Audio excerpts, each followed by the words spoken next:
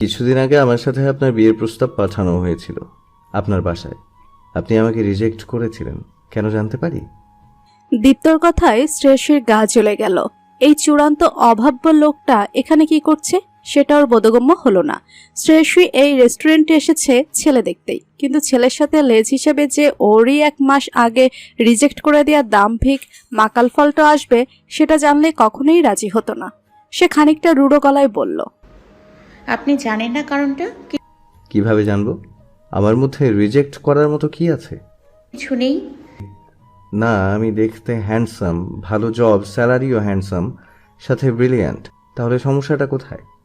আত্মবিশ্বাসের টইটম্বুর স্বরে বলল দীপ্ত। শ্রেয়সী এবার আর রাগ সামলাতে পারল না, তবে রেস্টুরেন্টে এত লোকজনের মধ্যে গলা চড়ালো না। পরিবেশ সম্পর্কে সে অবগত, তবুও দাঁতে দাঁত চেপে বলল, বিভিন্ন প্রোডাক্টসের অ্যাডভার্টাইজমেন্ট দেখেছি, জলজ্যান্ত মানুষের, তাও আবার নিজের ব্র্যান্ডিং সেলিব্রিটি ছাড়া আর কারোর কোনোদিন দেখিনি। রিজেকশনের জন্য এটা কি যথেষ্ট কারণ নয়? দীপ্ত হাল ছাড়ার পাত্র নয়। সে উৎসাহ নিয়ে বলল, আমার মধ্যে সেই কোয়ালিটি আছে বলেই করি, তাতে সমস্যাটা কোথায়? নিজের গুণ থাকলে সেটা প্রকাশ করাটা কি দোষের? কত নম্বর ধারা অফেন্স এটা? এটা আপনার বিহেভিয়ারাল ডিসঅ্যাবিলিটি। এই সব ধরনের অফেন্স তো আর আইনের ধারায় লেখা থাকে না, তাই না? হেসে কথাটা বলল শ্রেয়সী। আপনি যে আমাকে ইনসাল্ট করছেন সেটা আপনার মতো একজন সুশীল আচরণ বিশিষ্ট মেয়ের চোখে পড়ছে না? আপনার বায়োডাটায় দেখেছিলাম আপনি নাকি সায়েন্সের স্টুডেন্ট ছিলেন। নিউটনের তৃতীয় সূত্র জানেন তো? দীপ্তর বদরাগীর স্বভাব, অল্পে মাথা গরম হয়ে যায়, আর আস্ত রীতিমতো অগ্নিগোলক বর্ষিত হচ্ছে। সে কথায় খেই হারিয়ে বলল, আপনার সাথে কথা বলাটাই আমার ভুল হয়েছে। আমার জন্য কত মেয়ে লাইন দিয়ে আছে আপনি জানেন? পাশ থেকে সৌম্য বুঝতে চেষ্টা করেছে আসলে হচ্ছেটা কি। সে অনেকক্ষণ থেকে এটা সেটা জিজ্ঞেস করছিল, কিন্তু বেচারা সুযোগই পাচ্ছে না। এখানে ক্যাটফাইট চলছে। সে দুজনের মাঝে বসে কথার বর্ষণে চিড়েচ্যাপটা হয়ে যাচ্ছে। শ্রেয়সী দীপ্ত দিকে তাকিয়ে বলল, তো আমাকে এসব কেন জিজ্ঞেস করছেন? আপনার কোনো কিছুতেই আমার কোনো ইন্টারেস্ট নেই। আপনি আপনার ইগোস্টিক নেচার নিয়ে যারা লাইক দিয়েছে তাদের গলায় ঝুলে পড়ুন, তাদের নিয়ে গদগদ করুন। এবার দীপ্তর দৃষ্টি বিস্ফোরিত হলো। সে বিস্মিত গলায় বলল, মানে কি বলতে চাইছেন? আপনার প্রতি আমার ইন্টারেস্ট আছে, এই জন্য মেয়েদের সাথে কথা বলতে যাই না? এদের সাথে কথা বলতে গেলেই ভাবে যেন প্রেম নিবেদন করার জন্য মরে যাচ্ছে। এদের মাথায় ঘিলু বলতে কিছু থাকে না। শ্রেয়সী বুঝতে পারছে ওর মেজাজের পারদ 110 ডিগ্রি অতিক্রম করে গেছে, যে কোনো মুহূর্তে বিস্ফোরণ ঘটবে। তবুও সে মেজাজ ছাড়ালো না। মাথা ঠান্ডা রাখার চেষ্টা করতে করতে বলল, আপনার মাথায় ঘিলুর উর্বরতা প্রয়োজনের চাইতে বেশি হয়ে গেছে। এক কাজ করুন, আপনার এই প্রোফাইল জারের পাশাপাশি ঘিলুর বিজনেস শুরু করুন। এখন তো অনলাইনের ব্যবসার রমরমে বাজার, তবে ঘিলু সেল করার মতো ইনোভেটিভ আইডিয়া কেউ নিয়ে আসেনি। আপনার অতিরিক্ত ঘিলু বিক্রি করে দিলে আপনার নিজেরও মস্তিষ্কের ব্যালেন্স আসবে, আবার যাদের ঘিলুর অভাব তারাও কিনে উপকৃত হবেন। হ্যান্ডসাম অ্যামাউন্টে সেল হবে। তবু আমি ফ্রিতে ভালো উপদেশ দিলাম, আসি, গুড বাই। একটানা হড়বড়িয়ে কথাগুলো বলে শ্রেয়সী উঠে দাঁড়ালো। মাঝে থামলে বা বলার গতি কমে গেলে কথাগুলো শোনাতে পারত না লোকটাকে। দীপ্তর মুখ এখন থমথমে হয়ে আছে। ততক্ষণে খাবার দিয়ে গেছে। সে বলল, আমি ফ্রি সার্ভিস নেই না। খাবার না খেয়ে যাচ্ছেন কেন? উপদেশের জন্য আজ আমার তরফ থেকে ট্রিট ধরে নিন না। মেয়েরা অবশ্য এমনিতেও কখনো রেস্টুরেন্টের বিল দেয় না। শ্রেয়সী হাত তুলেও ওয়েটারকে ডেকে বিল দিয়ে যেতে বলল। রাগে ওর মাথা ফেটে যাবার উপক্রম। অপমানটা হজম করতে পারছে না কিছুতেই। সে আবার বসল। ইচ্ছে করছে সামনের কাঁটা চামচ তুলে নিয়ে ফালতু লোকটার চোখে গেঁথে দিতে। কিছুক্ষণের মধ্যে শ্রেয়সী বিল পরিশোধ করে উঠে যাবার আগে দীপ্ত চোখে চোখ রেখে বলল, উপদেশ যেমন ফ্রিতে দিয়েছি, বিলটাও দিয়ে গেলাম। নিজেকে নিজে চালানোর সামর্থ্য আমার আছে, অন্যের ওপর নির্ভর করতে হয় না। বেশি করে খান, আমার খাবারটাও আপনার জন্য রইল। একটু বেশি করে খান, যদি সুবুদ্ধি হয়। বের হওয়ার আগে শুনল সৌম্য বলছে, প্রেয়সী, আমরা তো কথাই বললাম না। শ্রেয়সীর ঘুরে তাকিয়ে বলল, এরকম সেলফ অবসেসড লোকের বন্ধুর সাথে কথা বলার কোনো ইচ্ছে আমার নেই। রেস্টুরেন্ট থেকে বেরিয়ে এলোমেলো অনেকক্ষণ হাঁটল শ্রেয়সী। মেজাজ গরম হলে সে চেষ্টা করে কারোর সাথে কথা না বলতে, কিছুক্ষণ একা থাকলে ধীরে ধীরে রাগ পড়ে যায়। ফোন বাজতে দেখলো মা কল করেছেন, কিন্তু এখন কল ধরতে ইচ্ছে করছে না। সূর্য তেল ছাড়াতে শুরু করেছে, লালচে আভা ছড়াতে শুরু করেছে। সূর্যকে মেঘের আড়ালে ডুবে যেতে দেখতে ওর ভারী ভালো লাগে। দোর্দণ্ড প্রতাপ সূর্য কেমন মিঠে আলো ছড়ায় তখন। বসন্তের শেষ লগ্নের বাতাস গায়ে এসে ঝাপটা দিয়ে গেল। হুট করে মন ভালো হয়ে গেল শ্রেয়সীর। পাত্রী দেখার কথা ছিল সৌম্যর জন্য। দীপ্তর খুব ভালো বন্ধু। পরশু সৌম্য গিয়েছিল দীপ্তর অফিসে দেখা করতে। কথায় কথায় জানায় সে মেয়ে দেখতে যাবে। প্রথমে দীপ্ত আগ্রহ দেখায়নি, কিন্তু এক পর্যায়ে সে যখন মেয়েটার নাম বলে তখন দীপ্ত হঠাৎ কৌতূহলী হয়ে উঠে জিজ্ঞেস করে, তোর কাছে ওই মেয়ের ছবি আছে? সরল মনে সৌম্য ছবিটা দেখায়। দীপ্ত বলল, তুই একাই যাবি দেখা করতে? হ্যাঁ, প্রেয়সীর কাজিনের আসার কথা ছিল ওর সাথে, কিন্তু পা নাকি মুচকে গেছে, সে একাই আসবে। তাই আমিও। আমি যাই তোর সাথে? আয়, সমস্যা নেই। দীপ্ত এসেছিল দুটো উদ্দেশ্য নিয়ে। ওকে আজ পর্যন্ত কেউ প্রত্যাখ্যান করেনি, বরং সে অসংখ্য প্রস্তাব ফিরিয়ে দিয়েছে। বিয়েতেও সে রাজি হয়নি, কিন্তু বাবা ইমোশনাল ব্ল্যাকমেল করে মেয়ে দেখতে পাঠান। সে যায়, কথা বলে নিজে ভেঙে দেয়। শ্রেয়সী ওর সাথে 5 মিনিট কথা বলে উঠে চলে গিয়েছিল। I think you are not perfect for each other. যাবার আগে বলে গিয়েছিল। ওই রিজেকশন দীপ্ত কোনোভাবেই মানতে পারেনি। নিজের মধ্যে এমন কোনো দোষ খুঁজে পায়নি যে অন্যকে ওকে না বলতে পারে। নিজের উপরে এতদিনে তৈরি হওয়া আত্মবিশ্বাসের পালে জোর ধাক্কা দিয়েছিল শ্রেয়সী। কারণটা সে জানতে চাইছিল। দ্বিতীয় কারণ ছিল, ওকে যে মেয়ে রিজেক্ট করেছে সেই মেয়ে যদি পাত্র হিসেবে সৌম্যকে পছন্দ করে তাহলে অপমানের চূড়ান্ত হবে। বন্ধু মহলে ওর রেপুটেশন ধপাস করে মাটিতে মিলিয়ে যাবে, যা সে হতে দিতে চায় না। শ্রেয়সী নিশ্চয়ই সৌম্যকে বলবে বিষয়টা। ওদিকে সৌম্যর পেটে কোনো কথা থাকে না। অত্যন্ত বোকা স্বভাবের ছেলে, কিন্তু নিজের বাহাদুরি প্রকাশ করার কোনো সুযোগ ছাড়তে চায় না। এটা তো রীতিমতো ব্রেকিং নিউজ হবে পরিচিত গণ্ডিতে। তারপর সবাই ওকে নিয়ে হাসাহাসি করবে। যাক, এদিক থেকে সে সফল। এখন সৌম্য নিজেও যেহেতু রিজেক্টেড, নিজের স্বার্থে সে আজকের ঘটনা গোপন রাখবে।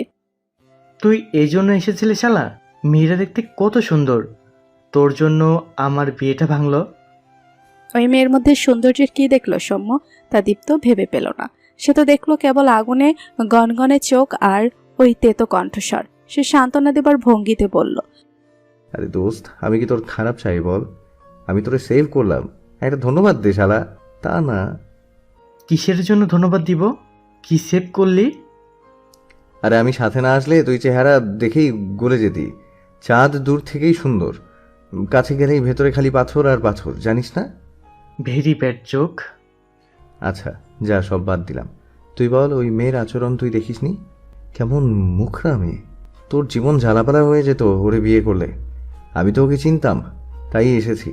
বললে তো বিশ্বাস করতি না, তাই ডেমনস্ট্রেশন দেখালাম। সৌম্য তবুও মানল না। সে রেগে চলে গেল। দীপ্তর মেজাজ খারাপ হলেও এখন মজাই লাগছে। কেন যেন ভীষণ হাসি পাচ্ছে। হো হো করে হেসে ফেলল।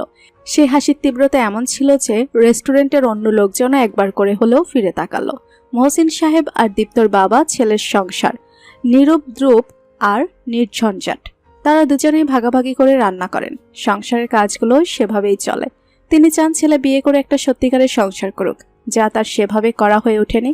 কিন্তু ছেলে তার কথা কানেই নেয় না। বিষয়টার একটা সুরাহাতিরই করতে চাইছেন। দীপ্ত বাসায় ঢুকতে মহসিন সাহেব হেসে বললেন, আজ তোর রান্না আমি করে দিয়েছি, আগামী 2 দিন কিন্তু তোর পালা। বাবা, তুমি ইদানিং হিসেবই হয়ে গেছো মনে হচ্ছে। আমি যে এই সপ্তাহে 3 দিন ঘর মুছলাম, বাথরুম পরিষ্কার করলাম, তার বেলা। মহসিন সাহেবের হাসি এবার বিস্তৃত হলো। এখন বুড়ো হচ্ছি না, এখন বাপের জন্য এটুকু করতে পারবি না? দীপ্ত প্রমাদ গুনল। কথা কোন দিকে এগোচ্ছে সে ধরতে পারল। কেন যে কাজের ফিরিস্তি দিতে গেল। বাবা আবার বললেন, বয়স বাড়ছে, নিজের আর তোর এইসব রান্না খেতে খেতে মুখের টেস্ট নষ্ট হয়ে যাচ্ছে, এবার বিয়েটা কর। দীপ্ত এবার বলল, বাবা তুমিও না, তোমার ধারণা আমি বিয়ে করলে সে তোমার এসব রান্না বান্না সব কাজ করে দেবে? ওদের বাসায় যেহেতু মহিলা নেই, তাই কাজের লোক, পুরুষ কাজের লোক রেখেছিলেন মহসিন সাহেব। তখন দীপ্ত 8 বছর বয়সী ছিল। দুরন্ত ছিল খুব। দুষ্টমি থামাতে না পেরে ওকে পিটিয়ে পালিয়ে গিয়েছিল। যাবার আগে কিছু মূল্যবান জিনিসপত্র সরিয়েছিল। অফিস থেকে ফিরে এই ঘটনা দেখে তিনি আর রিস্ক নেননি। দীপ্তকেও ঘরের কাজ শিখিয়েছিলেন, যেটুকু না করলেই নয়। কাজ করার জন্য তোকে বিয়ে করার একবারও বলেছি? তোর সংসারটা একবার দেখবো না? নাতি নাতনির সাথে খেলাধুলা করব না? এইভাবে জীবন কাটিয়ে দেব? দীপ্তের হাসি মুখ ম্লান হলো খানিকটা, মুখে চলে এসেছিল, তুমিও তো বিয়ে করেছিলে, তোমার সংসার হলো? কিন্তু বলা হয় না। বাবার মুখটা ভীষণ হাসি হাসি, এই হাসি ওর জন্য অমূল্য। সে বলল, বাবা, তোমার কথা শুনে পাত্রী দেখতে গিয়ে অপমানিত হয়েছি। আমাকে আর এসব বলবে না তো। একটা রিজেকশনই তোর এত সমস্যা? তাহলে তুই যাদের দেখতে গিয়ে সেটাতে খুঁজে রিজেক্ট করেছিস, তাদের কেমন লেগেছে? তুমি আমার বাবা, অথচ ওদের ডিফেন্ড করছো। ভালো ভালো। তো একটা প্রেম অন্তত করতে পারতি, তাহলে পারতি দেখার কষ্টটা করতে হতো না? আমি আর প্রেম, ওইসব ন্যাকামি আমাকে দিয়ে হবে না। ন্যাকামি থেকে ভালো কিছু হলে একটু ন্যাকামি করলে হয়। এমনিতে তো অন্য কত ন্যাকামি করিস। দৃষ্টিতে একটা সবিশ্বাস নিয়ে সে বাবার দিকে তাকিয়ে বলল, আমি ন্যাকামি করি? এরকম একটা কথা তুমি বলতে পারলে বাবা? উদাহরণ দেব? সব বলে শেষ করা যাবে না। আমি একটা কাগজে লিস্ট করে তোকে কাল দেব। এখন খেতে হয়, খাবার ঠান্ডা হয়ে যাচ্ছে। সাথে আমার ক্ষুধা লেগেছে, তোর পছন্দের চিংড়ি ভুনা করেছি। খুনসুটিতে খাবার পর্ব শেষ হলো। দীপ্ত ওষুধ খাইয়ে বাসন পরিষ্কার করলো। দুজনে একসাথে সময় কাটালো ঘন্টা খানেক, এরপর শুতে গেল। দীপ্ত মিনিট 10 পরে মহসিন সাহেবের ঘরে এলো। এবার ওর মুখ থমথমে। বাবা, তোমার এক্স ওয়াইফ যদি তোমাকে কল দেয় তাহলে বলবে আমাকে যেন উনি কল করে বিরক্ত না করেন। কথা শেষে ঝড়ের বেগে বেরিয়ে গেল দীপ্ত। মহসিন সাহেবের মনটাও খারাপ হয়ে গেল। শ্রেয়সী পাত্র দেখার পাশাপাশি আরেকটা কারণে ঢাকা এসেছিল এবার। একটা জবের জন্য ভাইবা ছিল। সৌম্যর বাড়ি ওদের জেলারই অন্য উপজেলায়। প্রথমে কথা ছিল তারাই যাবে, কিন্তু শ্রেয়সীর ভাইবার ডেট পড়ায় ওকে আসতেই হবে বলে এখানেই ব্যবস্থা করা হয়েছিল। শ্রেয়সী ইউনিভার্সিটির হল ছেড়েছে গত বছর। হলের রুমমেট আয়েশা আপুর বাসে উঠেছিল সে। আপু ওকে অত্যন্ত স্নেহ করেন। ভাইবা খারাপ হয়নি, টিকেও যেতে পারে, বলা যায় না।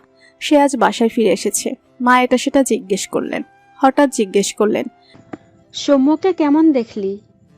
সেদিনের ঘটনা শ্রেয়সী আর মনে করতে চায়নি। এখন মা বলতে মনে পড়ল পরশু বিকেলের কাণ্ড।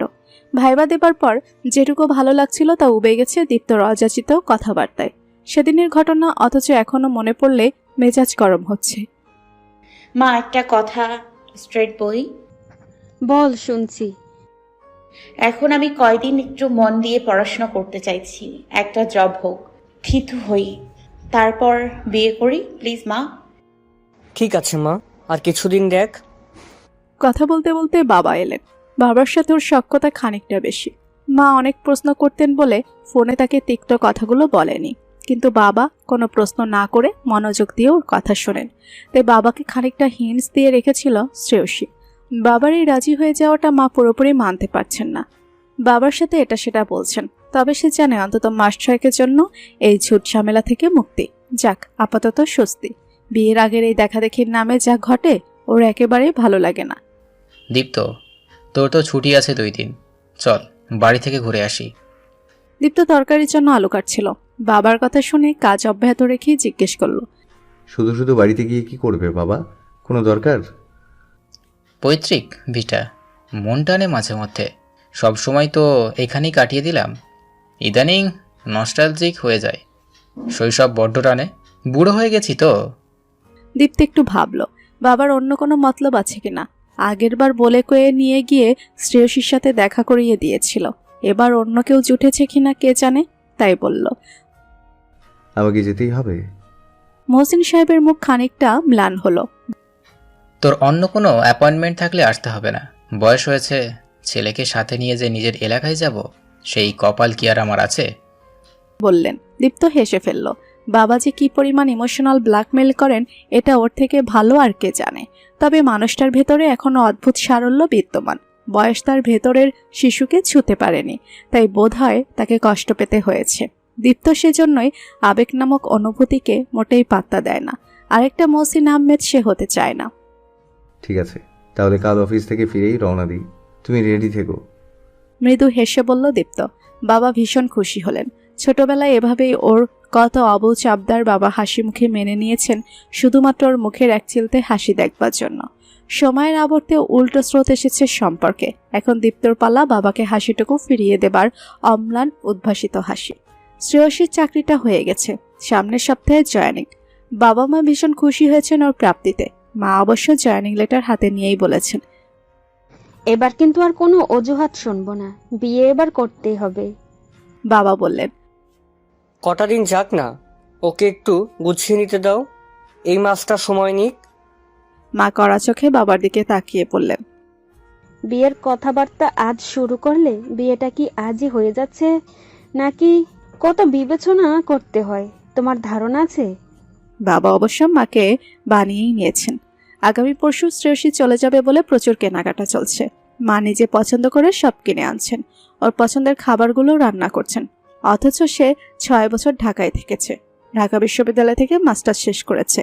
কিন্তু এখন বাবা মার অস্থিরতা দেখে মনে হচ্ছে সে যেন এই প্রথম বাইরে যাচ্ছে। তোর একটা দুটা ছেলে মেয়ে হোক, তারপর বুঝবি কেমন লাগে। আজ শ্রেয়সী হাতে মেহেদি পড়ছিল। বাবা হুট করে বললেন, মা, তোমার মার হাতে একটু দিয়ে দিস তো। বাবা সবসময় এমন, ভীষণ রোমান্টিক মানুষ। মা কিঞ্চিত রাঙা হলেন অভ্যস্ততা সত্ত্বেও। এই দুজনে কেমিস্ট্রির ভীষণ ভালো লাগে। তাদের ঝগড়া হয় বাজার থেকে ছোট মাছ কিনে আনলে কিংবা বাবার কিছুটা অগোছালো স্বভাবের জন্য। মা এখন ভীষণ রেগে থাকেন। অবশ্য বাবার উপরে বেশিক্ষণ রাগ ধরেই রাখতে পারেন না। ও সবসময় এমন একটা দাম্পত্য সম্পর্ক চায় যেখানে আলু পেঁয়াজের ফাঁকে মুগ্ধতা হারিয়ে যাবে না। অসম্ভব বোঝাপড়ায় পরস্পরকে আগলে রাখা যাবে, ঠিক ওর বাবা মায়ের বোঝাপড়ার মতো। বাবা মা দুজনেই শ্রেয়সীর সাথে আসবেন বলে ঠিক হলেও শেষ মুহূর্তে তারা আসতে পারলেন না। বড় ফুফু হঠাৎ অসুস্থ হয়ে পড়লেন। শ্রেয়সীর জয়েনিং, অগত্যা ওকে একাই রওনা দিতে হলো। বাবা অবশ্য ওকে বাসে তুলে দিয়ে গেলেন। চশমা ঝাপসা ফ্রেম মুছলেন বার কয়েক। তার মেয়েটা চোখের সামনে কেমন বড় হয়ে গেছে, নিজের পায়েও দাঁড়িয়ে গেছে। তার ভারী গর্ব হলো মেয়ের জন্য। বাস 4টা বিরতি দিলে শ্রেয়সী নামলো, তাতেই বিপত্তি বাঁধল। হয়তো খানিকটা অন্যমনস্ক ছিল। হাতের ব্যাগে হাইস্কা টান পড়তে যতক্ষণে সম্বিতে ফিরল ততক্ষণে লোকটা গায়েব। গলা দিয়ে অবচেতনে একটা চিৎকার বেরিয়ে এলো। আশেপাশে কয়েকজন এগিয়ে এলো। তাদের উপদেশমূলক তথ্য কথা শুনতে ওর বিরক্ত লাগছিল। ওর বিরক্তি আরো বাড়িয়ে দিল একটা গা জ্বালানো অট্টহাসি। নিজের দায়িত্ব নিজে নিতে পারার নমুনা তো দেখলাম, সামান্য একটা ব্যাগ সামনে রাখতে জানেন না। দীপ্তিকে এখানে দেখাটা সম্পূর্ণ অপ্রত্যাশিত। কোথা থেকে উদয় ঘটল এই জঞ্জালের? একে তো এহেন পরিস্থিতি, সাথে কটাক্ষের তীর। তৃতীয় মহাযুদ্ধের দামামা বেজে উঠল শ্রেয়সীর মাথায়। নির্লজ্জের মতো হাসছেন কেন? দীপ্তর গা জ্বালানো হাসি থামানোর জন্য কথাটা বলল শ্রেয়সী। ভাগ্যিস সে একে বিয়ে করতে রাজি হয়নি। নিজের সিদ্ধান্তের উপরে আরেকবার পূর্ণ আস্থা পোষণ করল সে। চোরের ব্যাগ টান দেবার সময় আপনার রিয়াকশনটা ভাবতেই হাসি থামাতে পারছি না। আপনি তখন দেখেছেন? তাহলে মজা না নিয়ে তো হেল্প করতে পারতেন। দীপ্ত এবার হাসি থামিয়ে 2 পা এগিয়ে এসে কপাল কুঁচকে বলল, মানে কি, কিভাবে হেল্প করতাম? এটা কি সিনেমা? নায়কের মতো উসাইন বোল্টের স্পিডে তো উড়ে চোর ধরে কেলিয়ে আপনার ব্যাগ উদ্ধার করব? সম্ভব এটা? শ্রেয়সী কিঞ্চিত অপ্রস্তুত হলো।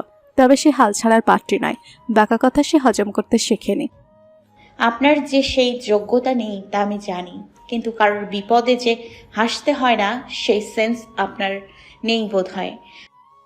আমার হাসি পেলে কি কাঁদবো নাকি? আমি সবসময় আমার মনে কথা শুনি। এতে হাসি আটকে রেখে হার্টকে কষ্ট দেওয়া ঠিক হবে বলেন? শ্রেয়সী জানে এখন এই ঝামেলাবাজ লোকটার সাথে কথা বলে কোনো লাভ নেই। ব্যাগটার জন্য চিন্তা হচ্ছে। ভাগ্যিস সার্টিফিকেট, পরিচয়পত্র সহ সব গুরুত্বপূর্ণ কাগজ লাগেজের মধ্যে তুলেছিল। তবু ওর মোবাইল ফোন, টাকা এসব তো গেল। এগিয়ে যাচ্ছিল। হঠাৎ একটা কথা মাথায় আসতে ঘুরে দাঁড়িয়ে দীপ্তর দিকে প্রশ্ন ছুড়ে দিল, আপনি আমাকে ফলো করছেন না তো? দীপ্তর হাসি থেমে গেল। সে এবার একটু চড়া সুরেই বলল, আপনাকে কেন ফলো করতে যাব? আপনি কি মিস ইউনিভার্স? তাহলে এখানে কি করে এলেন? আবার একই বাসে ব্যাগ ছিনতাই হতে দেখেছেন, তার মানে আগে থেকেই আমায় দেখছিলেন। তো এখন এর উত্তর দিন। আমি কাউকে এক্সকিউজ দেই না ম্যাডাম। আর একটা কথা, আমার এত খারাপ দিন আসেনি যে আপনাকে আমার ফলো করতে হবে। শ্রেয়সী তাচ্ছিল্য হেনে বলল, জেনে ভালো লাগলো। আমি যা বলি তা কারোর ভালো লাগবে না, এটা হতেই পারে। আত্মবিশ্বাস নিয়ে বলল দীপ্ত। ওর বলার ভঙ্গিতে শ্রেয়সীর মনে হলো ছেলেটা কথাগুলো বিশ্বাস করেই বলেছে। এমন হামবড়ার লোক সে কখনোই দেখেনি। একটা কাজ করুন, পপুলার রেডিও স্টেশনে আরজে হিসেবে জয়েন করুন, বা ক্যানভাসারদের মতো গাড়িতে গাড়িতে নিয়ে আপনার সুমিষ্ট কথাগুলো মানুষদের শুনিয়ে আসুন। কে জানে তারা হ্যাপি হরমোন পেল আপনার কথা থেকে। সে বলল। এবার দীপ্ত হেসে বলল, বাহ, আপনি তো অনেক ইনোভেটিভ। আপনার সাথে আমার 3 দিন কথা হয়েছে, এর মধ্যে 2টো বিজনেসের আইডিয়া বেরিয়েছে আপনার মাথা থেকে। আপনি এমন ক্রিয়েটিভ নাকি আমার মতো একজন ইন্টেলেকচুয়াল মানুষের আশেপাশে থাকলেই কেবল বুদ্ধি খুলে? শ্রেয়সী এমন ঝগড়াটে ছেলে কখনো দেখেনি। এর কি খেয়ে দিয়ে কাজকর্ম নেই নাকি ভাবলো সে? নিজেকে নিয়ে এত গর্ব করবেন না দীপ্ত। আপনি একজন বোকার হদ্দ। আপনার মাথায় গোবর ভর্তি। আকর্ণ বিস্তৃত হেসে দীপ্ত বলল, সে কি, আপনার চোখে কি স্ক্যানার বসানো আছে নাকি? খালি চোখে আমার মাথার ভেতরটা দেখে ফেললেন? দাঁতে দাঁত চেপে শ্রেয়সী বলল, ফাজলাম করছেন? ছি ছি, ফাজলামো কেন করব? আমি ভাবছিলাম লুফর কিংবা ব্রিটিশ মিউজিয়ামের সাথে যোগাযোগ করব কিনা। অবশ্য বড় বড় রিসার্চ ইনস্টিটিউটগুলো আপনাকে লুফে নেবে, এমন হিউম্যানয়েড স্ক্যানার হাত ছাড়া করতে চাইবে না। শ্রেয়সীর মনে হলো এখনো নিজের মাথায় যদি একটা পাতিলে চাল আর পানি দিয়ে বসিয়ে রাখা হয়, কিছুক্ষণ পরে নিশ্চিত তা ফুটে ভাত হয়ে যাবে। আপনি আমার ব্যাগ ছিনতাই হতে দেখে কিছু বললেন না। একটা মেয়ের হ্যান্ড ব্যাগে তার কত প্রিয় আর প্রয়োজনীয় জিনিস থাকে আপনার ধারণা আছে? প্রিয় জিনিস হারিয়ে গেলে তার কত মন খারাপ হয় জানেন? আপনার উচিত ছিল অন্তত আমাকে খানিকটা স্পেস দেয়া। তা না করে এতক্ষণ ধরে যা করলেন এটা একটা গর্হিত অন্যায়। সিরিয়াস ভঙ্গিতে কথাগুলো বলল শ্রেয়সী। ওদিকে দীপ্তর মুখে এখনো ক্যাটকেটে হাসি। সে নাটকীয় ভঙ্গিতে বলল, তা অন্যায় যখন করেই ফেলেছি তার তো প্রায়শ্চিত্ত করা উচিত। কি প্রায়শ্চিত্ত করলে আমার শুলে চড়ানোর শাস্তি মওকুফ করা হবে? আমার কাছে মোবাইল নেই, কোনো টাকাও নেই। বাস থেকে নামার পরে আমার গন্তব্য পৌঁছানো পর্যন্ত যত টাকা হবে তা আমাকে ধার হিসেবে দিতে হবে। নেমেই জিডি করতে হবে। সেখানে আমি নিশ্চয়ই একা যাব না, কাউকে ডাকতেও পারবো না, কারণ মোবাইল সাথে নেই। আপনাকে আমার সাথে যেতে হবে। আপনি সিরিয়াস? অবশ্যই। দীপ্তর অভিব্যক্তি বদলে গেল, এবার রেগে গেছে। এটা মগের মূল্যক নাকি? আমি কেন এটা করতে যাব? কারণ আপনি মাত্রই অপরাধ স্বীকার করে প্রায়শ্চিত্ত করতে চেয়েছেন, তাই। গাধার মতো কথা বলছেন কেন? এবার শ্রেয়সী দীপ্তর ভঙ্গি অনুসরণ করে একই টোনে বলল, সর্বনাশ, আপনি গাধার কথা শুনে ফেলেছেন নাকি? আমি এখনো শুনিনি গাধা কিভাবে কথা বলে। তাই জানি না কিসের মতো কথা বলছি, তবে শুনেছি। গলা খাদে নামিয়ে চূড়ান্ত ইতর প্রজাতির ছেলেটার দিকে খানিকটা মাথাটা এগিয়ে নিয়ে ষড়যন্ত্রীর মতো শ্রেয়সী বলল, সব প্রাণী নাকি স্বজাতি ভাষা বুঝতে পারে। আপনি যেহেতু গাধার ভাষা জানেন। এ পর্যন্ত বলে থামল শ্রেয়সী। বাস হর্ন বাজাচ্ছে, উঠতে হবে। দীপ্ত দৃষ্টি বিস্ফোরিত হয়ে গেছে। এমন ফাজিল মেয়ে সে কখনো দেখেনি। ওর মতো বুদ্ধিমান আর মেধাবী ছেলেকে ঘুরিয়ে ফিরিয়ে কিনা গাধা বলেছে। ওর ফাজলামো করে বলা কথাটার ফায়দা নিচ্ছে। ভালো হয়েছে, এমের ব্যাগটা ছিনতাই হয়েছে। ওই লোককে পেলে সে বড় ধরনের একটা পুরস্কার দিত। চুরি করার জন্য একেবারে সঠিক মানুষকে বাছাই করার জন্য। কি হলো, আসুন, নাকি পালানোর ফন্দি করছেন? দীপ্ত কখনো মাঠ ছেড়ে পালায় না। বৃক্ষের পরিচয় তার ফলে। শ্রেয়সী কথাটা বলেই গটগটিয়ে হেঁটে বাসে উঠল। এবার শান্তি লাগছে কিছুটা। মোক্ষম জবাব দিয়েছে।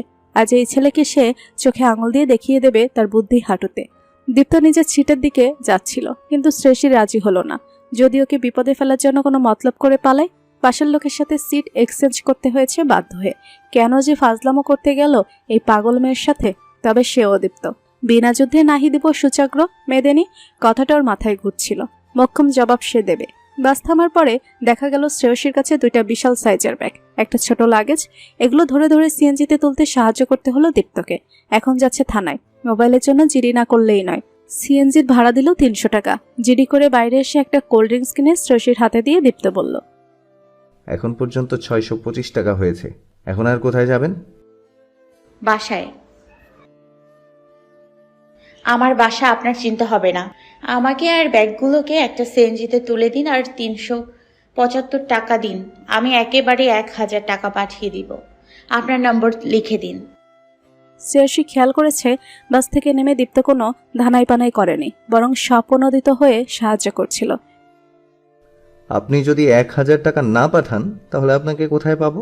আপনার নম্বর দিন। নিজের মোবাইল ফোন বের করে বলল দীপ্ত। আমার ফোন হারিয়ে গেছে, দেখলেন না? নম্বর তো আর চেঞ্জ করবেন না, তাই না? আমার কষ্টের 1 টাকাও আমি ফাও খরচ করি না। আমি ফাও টাকা নিতেও চাই না।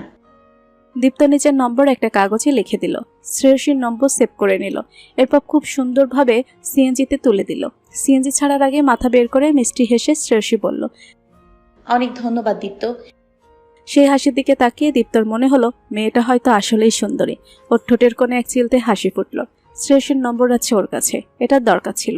দীপ্তকে আজ পর্যন্ত কেউ রিজেক্ট করেনি, শ্রেয়সী সেটা করেছে। এরপর শ্রেয়সী নিজে ওকে বিয়ে করতে চাইবে। একে রিজেক্ট করতে দীপ্তর কেমন লাগবে ভাবতেই তো ভালো লাগছে। ওর চার্মকে কতদিন অগ্রাহ্য করতে পারবে মেয়েটা? খেলায় ইন্টারেস্ট ফিরে এলো দীপ্তর। অবশ্য ওকে একটু বেশি ধৈর্যের পরিচয় দিতে হবে, পুতু পুতু করে ইমপ্রেস করতে হবে, সেটা একমস্ত যন্ত্রণা। তা হোক, যে পৈশাচিক আনন্দ হবে ভাবতেই সে এখনই শিহরিত হচ্ছে। শ্রেয়সী সোমার সাথে সাবলেটে উঠেছে। একজন মহিলা তার মেয়েকে নিয়ে থাকতো। মেয়ের অ্যাডমিশন টেস্ট হয়ে গেছে বলে বাসা ছেড়ে দিয়েছে। সোমা একজন পার্টনার খুঁজছিল। শ্রেয়সীরও বেশ সুবিধা হলো তাতে। ওর অফিস থেকে বাসাটা কাছেই। বাসা গোছগাছ করে মোবাইল ফোনের সাথে আরও কিছু প্রয়োজনীয় কেনাকাটা সারল। এরপর সে দীপ্ত টাকাটা পাঠিয়ে দিল, সাথে একটা SMS করলো। আবারও ধন্যবাদ সেদিনের জন্য। দীপ্তর নম্বর থেকে কল এলো ঘন্টা 2 পরে। যাক, মনে করে টাকাটা পাঠিয়েছেন। কেন ভেবেছিলেন মেরে দিব? হতেও পারতো। আপনাকে কেউ বলেছে কোনোদিন যে আপনি একজন অতি উচ্চতর প্রজাতির ইউপোকা? সেদিন আপনি তো বললেন সবাই তার স্বজাতিকে চিনতে পারে। দীপ্ত শুনুন, সেদিন আপনি আমার উপকার করেছেন। কৃতজ্ঞতাবশত একটা SMS পাঠিয়েছিলাম, যেটা করা আমার উচিত হয়নি। কয়লা ধুইলেও ময়লা পরিষ্কার হয় না। ওপাশে কিছুক্ষণ নীরবতা। এরপর দীপ্ত স্বর পাল্টে হঠাৎ বলল। আপনি জয়েন করেছেন? হ্যাঁ, আজই। কংগ্রাচুলেশনস। শ্রেয়সী হঠাৎ প্রসঙ্গ পরিবর্তনে খানিকটা বিস্মিত হলো। তবুও কারোর অভ্যর্থনার বিপরীতে তো কর্কশ শব্দ প্রয়োগ করা যায় না, তাই সে হেসে বলল। Thank you. ট্রিট দিবেন না? সেদিন আপনার এত উপকার করলাম, অন্তত ব্যাগ টেনে দেবার জন্য হলেও তো একটা ট্রিট পাওনা হতেই পারে। এবার শ্রেয়সী ভাবল উত্তরে কি বলবে। প্রচণ্ড নাকুচু ছেলে, তবে হার্মফুল নয় বললেই ওর মনে হলো। সেদিন গাইগুই করলো, ভালো খেয়াল রেখেছে ওর। 7-5 ভাবছিল, তখন দীপ্তর কথা শুনল। আপনি তো ভীষণ কিপটে মানুষ। থাক, লাগবে না। শ্রেয়সী হেসে বলল। মোটেই না, আমি বরং উল্টোটাই ভাবছিলাম। আপনি আমার কাছে ট্রিট চাইছেন, বিষয়টা হজম করতে একটু সময় লাগছিল। আমার আপত্তি নেই, হতেই পারে। নেক্সট ফ্রাইডেতে ফ্রি আছেন? হ্যাঁ। তাহলে আপনার সুবিধা মতো একটা লোকেশন জানিয়ে দিয়েন, আমি চলে আসব। ঠিক আছে, তবে আসার আগে আপনার ইগোর ড্রামাটা প্লিজ বাসায় রেখে আসবেন। দীপ্ত রেগে কিছু একটা বলবে এটাই প্রত্যাশা করছিল, কিন্তু সে বলল। আপনিও আপনার চটকার আগের বস্তাটা আপনার বেডরুমে ফেলে আসবেন প্লিজ। দুজনেই হেসে ফেললো। এবার বাবা মা টেনশনে পড়ে গিয়েছিলেন সেদিন। তাদের শান্ত করতে বেশ বেগ পেতে হয়েছিল ওকে। নতুন অফিসও খারাপ লাগছে না, দুদিনেই কিছুটা হলেও মানিয়ে নিয়েছে। সোমার সাথে আগে থেকেই ভালো বোঝাপড়া ছিল। হলে ওরা একই ফ্লোরে থাকতো। এখনও চাকরির জন্য চেষ্টা করেছে, সাথে চুটিয়ে প্রেম করছে। স্বামীরও চাকরি হয়নি। যে কোনো একজনের একটা গতি হলেই বিয়ে সেরে ফেলবে। তবে দীপ্ত হঠাৎ যেচে পড়ে ট্রিট চাইলো, বিষয়টা একেবারে অপ্রত্যাশিত ছিল। এ ছেলেকে বিশ্বাস নেই, দেখা যাবে সেদিন ওকে খাটিয়েছে। তার শোধ তুলতে কিছু একটা ছেলে মানুষই কাজ করে বসলো। মহসিন সাহেব এই সপ্তাহেও আসবেন না। দীপ্তর ভীষণ রাগ হচ্ছে। বাড়িতে ওরা সেভাবে যায় না। ওর মায়ের সাথে ডিভোর্সের পর থেকেই যাওয়া কমে গেছে। তখন সে ছোট ছিল, আশেপাশের লোকজন ওকে জিজ্ঞেস করত। কেউ কেউ আরো এক ধাপ উপরে গিয়ে চারিত্রিক সনদ বিতরণ করতেও পিছপা হতো না।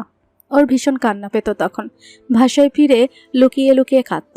মহসিন সাহেব এসব পর্যবেক্ষণ করে নিজেই যাওয়া প্রায় বন্ধ করে দিলেন। ছেলের জন্য একটা সুস্থ সুন্দর পরিবেশ নিশ্চিত করাই তার উদ্দেশ্য ছিল। তিনি সেই যে গেলেন 3 সপ্তাহ পেরিয়ে গেছে, তিনি ফিরছেন না। জমি জমা সংক্রান্ত কিসের ঝামেলা, এসব দীপ্তর ভালো লাগে না, তাই চলে এসেছে। এই সাপ্তাহিক ছুটিতে সে দেখা করতে গিয়েছিল, তখন বাবা বললেন, ওই ভূতের বাড়িতে যাওয়া এত তাড়া নেই, তুই থাক গা। ভূতের বাড়ি মানে? ভূতের বাড়ি মানে জানিস না? সেই বাড়িতে ভূত থাকে, হন্টেড হাউস। ভূতের বাড়ি মানে আমি জানি বাবা, এখানে ভূত কই সেটা জানি না। কেন? তুই আর আমি ছাড়া ওই বাড়িতে আর কি আছে? ভূতের আরামে রাজত্ব চালাচ্ছে। বাড়িতে মানুষ নিয়ে আয়, ভূত পালাক। বাবা তুমি ঘুরে ফিরে এই এক টপিকের কথা টেনে এনে ক্লান্ত হও না? তুই এইসব শুনে বিরক্ত হয়েও তো একটা বিয়ে করে ফেলতে পারিস। দামড়া ছেলে বিয়ে করিনি, বিষয়টা কেমন জানিস? মাথা দুদিকে নেড়ে দীপ্ত বলল, কেমন? আমি এখন সমাজের চোখে একজন পুত্র দায়গ্রস্ত পিতা, যার বিবাহ উপযুক্ত ছেলে আছে, কিন্তু তার বিয়ে হচ্ছে না। বিয়ে হচ্ছে না মানে কি? আমি চাইলেই হবে। তাহলে চাইছিস না কেন? ওইসব এত বড় ভাঁড়ের কথা আমাকে বলিস না। দীপ্ত হাত দিয়ে মাথা চেপে ধরল। বাবার মতো ড্রামাবাজ লোক সে আর একটা দেখেনি। এর পরের দিন সে ঢাকায় ফিরল। তখন শ্রেয়সীর সাথে রাস্তায় দেখা হলো অপ্রত্যাশিতভাবে। ঘটনাবহুল একটা জার্নি শেষে সে বাসায় ফিরে এসেছে। এই সপ্তাহেও বাবা ফিরবেন না, তিনি জানিয়েছেন। একেবারে তার পরের সপ্তাহে ফিরে আসবেন। দীপ্ত অপেক্ষায় ছিল শ্রেয়সীর সাথে কথা বলার জন্য। এই মেয়েটা ওকে বারবার পাশার দানে হারিয়ে দিচ্ছে। এটাও সহ্যসীমার বাইরে। সেদিন বাসে এই পাজি মেয়ের কাছে নাজেহাল হতে হয়েছে। একটা ভালো খবর, সুযোগ বুঝে ট্রিট দিতে রাজি করানো গেল। এবার একটু কিছু জিনিস নিয়ে স্টাডি করা জরুরি। সে গুগলে সার্চ করলো। খানিকক্ষণ ঘাটাঘাটি করে মনে হলো না, লাভ হলো না। সে এবার ওর সবচেয়ে কাছের বন্ধু শিমুলকে কল দিল, যার প্রেমের বিয়ে ছিল। প্রেমের ক্ষেত্রে এই ছেলে একেবারে কিং বদন্তি তুল্য। কি ব্যাপার, তোর কোনো খোঁজ খবরই নাই? অমাবস্যা চাঁদ হয়ে গেছিস একেবারে। তুই তো ব্যস্ত থাকিস বই নিয়ে আর বউ নিয়ে। তা আছি। বই পড়তে ভালো লাগে আর বউরে ভালোবেসে বিয়ে করলাম। সময় না দিলে উপায় আছে? কেন, ভয় পাস নাকি? আচ্ছা, কেন ভয় পাস না নাকি? বিয়ে করিস নাই তাই জানিস না? একটা ওপেন সিক্রেট কথা আছে না, পৃথিবীর সব পুরুষই তার বউকে একটু হলেও ভয় পায়। মনে মনে দীপ্ত বলল, খায় দায় মানুষের কোনো কাজকর্ম নেই, বউরে প্যাম্পার করা লাগবে আজাইরা, এই জন্যই বিয়ে করার ইচ্ছা নাই। বাবা যে কেন বোঝে না। শোন না দোস্ত, তোরে যে জন্য কল দিলাম, আচ্ছা তুই তো প্রচুর বই পড়িস। ওই অমুকের 101 উপায় এরকম নামের তো প্রচুর বই আছে। মেয়েদের মন জয় করার 101 উপায় এমন নামে কোনো বই আছে? তুই প্রেমে পড়েছিস দোস্ত? মাইন্ড খাইলাম। এই সুখবরটা তুই এতক্ষণে দিলি বাবা? আরে ধুর, তেমন কিছু না, জাস্ট আউট অফ কিউরিওসিটি। আমি কালকেই তোর বাসায় আসতেছি, তোর হাতের স্পেশাল খিচুড়ি খাওয়াবি। আমি নিজে তোরে 1001টা উপায় বলবো, বিফলে মূল্য ফেরত। শিমুল কোনোভাবেই দীপ্তর কথা শুনল না। নিজের মতো এটা সেটা বলে কল কেটে দিল। দীপ্ত মাথায় হাত দিয়ে বসে থাকলো। কেন যে বলতে গেল কোনো মানে হয় না। ওর নিজের কাজের জন্য রাগটা গিয়ে পড়ল সেই শ্রেয়সীর উপরে। সে অপেক্ষা করতে লাগলো শুক্রবারের। এর মধ্যে প্রস্তুতি নিতে হবে। তাহলে দীপ্তও প্রেমে পড়লো। আমরা এবার ঢাকঢোল পিটিয়ে একটা বিয়ে খেতে যাচ্ছি। তাও আবার কার? আমাদের ফ্রেন্ড সার্কেলের মোস্ট এলিজিবল ব্যাচেলর দীপ্তর। কেবলই পানি মুখে নিয়েছিল দীপ্ত। শিমুলের কথায় রীতিমতো কাশি উঠে গেল ওর। ফলত মুখের পানি ছিটকে টেবিলে ছড়িয়ে পড়ল। ধাতস্থ হয়ে বলতে চেষ্টা করলো, তুই ভুল বুঝছিস, এত দূর করাইনি। বিষয়টা হলো, ওকে শেষ করতে না দিয়ে শিমুল বলল, তুই কি লজ্জা টজ্জা পাচ্ছিস নাকি? হাতে লাগলো কথাটা, তাই আপাতত বলল, এত কিছু তোর ভাবতে হবে না, শুধু বল খুব মুড়ি একটা মেয়েকে কি করে ইমপ্রেস করা যায়। ইমপ্রেস করার প্রথম ধাপ হলো মেয়েটার বেশি বেশি প্রশংসা করা, স্পেশালি তার রূপের, বুঝলি? শিমুলের কথায় দীপ্তর ভুরু কুচকে গেলে সে বলল, রূপের প্রশংসা? যদি আমার কাছে ওকে সুন্দর না লাগে তাও? শিমুল মজা করে দীপ্তর রান্না করা খিচুড়ি মুখে দিয়েছিল। খানিকটা সময় নিয়ে মুখের গ্রাসটুকু গিলে বলল, প্রেমে পড়লে প্রেমের আলোতে গোটা পৃথিবীটা সুন্দর মনে হয় দোস্ত। আর তুই বলছিস যার প্রেমে পড়েছিস তাকে সুন্দর লাগবে না? এটা হতেই পারে না। বন্ধুর বিশেষজ্ঞ মতামত পেয়ে দীপ্তর কুচকানো কপালে আরো কিছু ভাঁজ যুক্ত হলো। প্রেমে পড়েছি মানে? প্রেমে না পড়লে খামোখা একটা মেয়েকে ইমপ্রেস করতে যাবে কোন দুঃখে? এটাই অবশ্যই একটা যুক্তিযুক্ত কথা। সে কথার উত্তর দীপ্ত এই মুহূর্তে কাউকে দিতে চায় না। আপাতত এটা ওর ভীষণ গোপন বিষয়, তাই সে কথা কাটানোর জন্য বলল, আরে তা না, জাস্ট একটা ভালো লাগা। এখনো তেমন কিছু না, আগে তো জানাশোনা হোক, তাই না? পরে আমাকে ছেঁচড়া ভাববে না এক্ষুনি প্রশংসা করলে। তাহলে শোন, ফার্স্ট ইমপ্রেশন বলে একটা টার্ম আছে। প্রথম দেখায় একটা ভালো ধারণা জন্মে গেলে বাকি কাজ সহজ হয়ে যায়। দীপ্ত নিজের মনেই আওড়ালো। ফার্স্ট ইমপ্রেশনের জন্যই এই অবস্থা, সেটা আবার ভালো। আর কি উপায় আছে বল, খাওয়া শেষ হলে আমি নোট করে নেব। শিমুল ঘর কাঁপিয়ে হাসলে, এবার বলল, "ধ্যাৎ, শোন, মুখস্থ বিদ্যা দিয়ে আর যাই হোক প্রেম হয় না। মেয়েদের সিক্সথ সেন্স অত্যন্ত প্রখর। সো বি জেনুইন, ওকে?" মনে হলো দীপ্তর মনে মনে কিছু বাছা বাছা অকথ্য শব্দে বন্ধুকে গালি দিতেও ভুলল না। জেনুইন কিছু থাকলে তো। আর অমন কথায় কথায় ফুস করে ওঠা মেয়ের প্রতি কিসের প্রেম প্রেম গদগদ। একে সেদিন কোনো কুক্ষণ নেই না, সে কল দিয়েছিল, এখন সে প্রেমের পাট নিচ্ছে। বুঝলাম। আর তোর একটা প্লাস পয়েন্ট আছে কিন্তু, তুই এই যে ফার্স্ট ক্লাস খিচুড়ি রেঁধেছিস, রান্নাপাড়া ছেলেদের মেয়েরা এমনিতেই অনেক পছন্দ করে। বউয়ের প্রতি তারা অনেক কেয়ারিং হয়। কিন্তু রান্নাটা আমি কাউকে পটানোর জন্য শিখিনি, আমার প্রয়োজনে শিখেছি। তুই এমন নিরামিষ হয়ে গেলে কি করে দীপ্ত? তোর দ্বারা প্রেম হবে না। মেয়েরা সংবেদনশীল ছেলে পছন্দ করে, যাদের সেন্স অফ হিউমার খুব স্ট্রং তাদের পছন্দ করে। তোর মতো কাঠখোট্ট আচরণ করলে 100 হাত দূর দিয়ে হাঁটবে ওরা। তুই খা, খেয়ে বিদায় হ, আমি একটু ঘুমাই, মাথা ঝিমঝিম করছে। বিদায় হব, তবে আড্ডা দিই আগে তোর সাথে। অনেক দিন আড্ডা হয় না। আচ্ছা, আঙ্কেল কবে আসবে? তোর চাইতে আঙ্কেলের রসবোধ ভালো।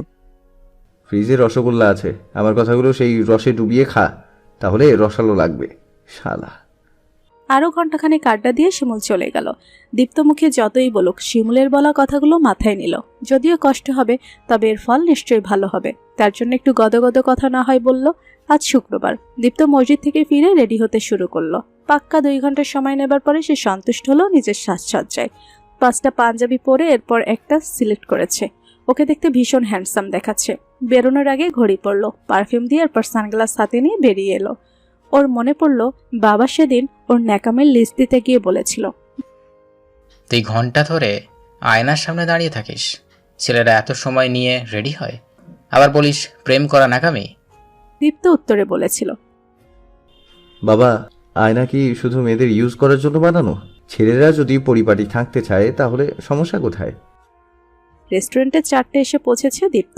আসার কথা ছিল 3:30টায়, কিন্তু এসে দেখে শ্রেয়সী এখনো আসেনি। 13 মিনিট অপেক্ষা করার পর মহারানী এলেন। আপনি কখন এসেছেন? একটু কি লেট হয়ে গেছে আমার?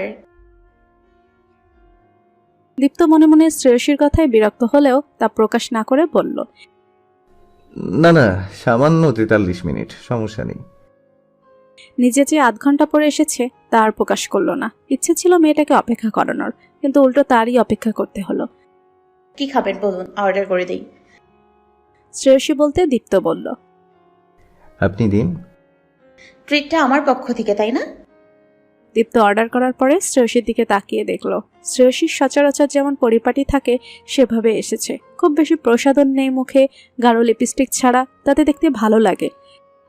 আপনাকে ভালো দেখাচ্ছে।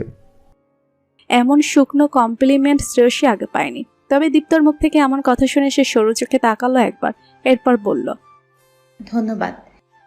দীপ্ত এভাবে বলতে চায়নি, চেয়েছিল একটু সুন্দর করে বলতে, কিন্তু অনভ্যস্ততায় এটাই মুখ দিয়ে বেরিয়ে গেছে। দীপ্ত মনে করার চেষ্টা করলো এরপর কি বলা যায়, নিজের রান্না পারাটা কি করে জানানো যায় তা ভাবতে ভাবতে সে বলল, আপনি রান্না করতে পারেন? শ্রেয়সী এবার আরও একবার তাকালো দীপ্তর মুখের দিকে, এবার দৃষ্টি আরও তীক্ষ্ণ। আমরা বিয়ে দেখা দেখি স্টেজ পেরিয়ে এসছি দীপ্ত, তাই এসব প্রশ্নের আদৌ কি প্রয়োজন আছে? দীপ্ত বুঝলো সে আবারও ভুল কথা বলে ফেলেছে। সেটাকে কাটিয়ে নিতেই সে বলল, আপনি যা ভাবছেন তা না, আসলে আমি রান্না করতে পারি, তাই ভাবলাম বিষয়টা আপনার সাথে কমন পড়ে কি না দেখি। যদিও বুঝলো কথাটা কেমন বোকা বোকা, হাস্যকর শোনাচ্ছে। সে গা ঝাড়া দিল। শিমুলের কথাটা মনে পড়ল। ওকে, ভালো লাগলো জেনে। আর কি কি পারেন? অনেক কিছুই। এবার দীপ্ত ভিন্ন পথে হাঁটল। আপনি বই পড়তে পছন্দ করেন? ভীষণ। বাহ, প্রিয় লেখক? অনেক, আমি সব ধরনের বই পড়ি, দেশি বিদেশি সব লেখকের, তাই লম্বা লিস্ট বলে শেষ করা যাবে না। আমারও লম্বা লিস্ট, প্রতিদিন ব্যস্ততার মধ্যে 3-4 পৃষ্ঠা হলেও পড়ি। আমি কত যে টেক্সট বুকের নিচে রেখে চুরি পড়েছি পরীক্ষার আগে অবশ্য। এমনিতে বাবা মা উৎসাহ দিত, কিন্তু পরীক্ষার আগে মা খুব রেগে যেত, ধরা পড়ে ভীষণ বকা শুনতাম। হেসে বলল শ্রেয়সী। মায়ের কথায় দীপ্ত খানিকটা উদাসীন হলো। ওর মার সাথে যদি বাবার ছাড়াছাড়ি না হতো তবে তিনিও কি ওকে এভাবে আদরে শাসনে রাখতেন? ভেতরে ভেতরে ভীষণ রাগ হলো ওই মহিলার উপরে। নানা কথায় কখন যেন অনেকটা সময় পেরিয়ে গেল। দীপ্ত জিজ্ঞেস করলো, আপনার কেমন ছেলে পছন্দ বেটার হাফ হিসেবে? শ্রেয়সী তাকাতে সে তড়িঘড়ি করে বলল, আবার অন্য কিছু ভাববেন না প্লিজ। আমাকে রিজেক্ট করেছেন, তাই আপনার ক্রাইটেরিয়া জানতে কৌতূহল হলো, সেই জন্যই জিজ্ঞেস করেছি। শ্রেয়সী খানিকটা মুহূর্ত নীরব থেকে বলল, আমি চাই আমি যাকে বিয়ে করব সে আমাকে বুঝবে, আমার ভালো লাগা মন্দ লাগার প্রতি তার সম্মান থাকবে।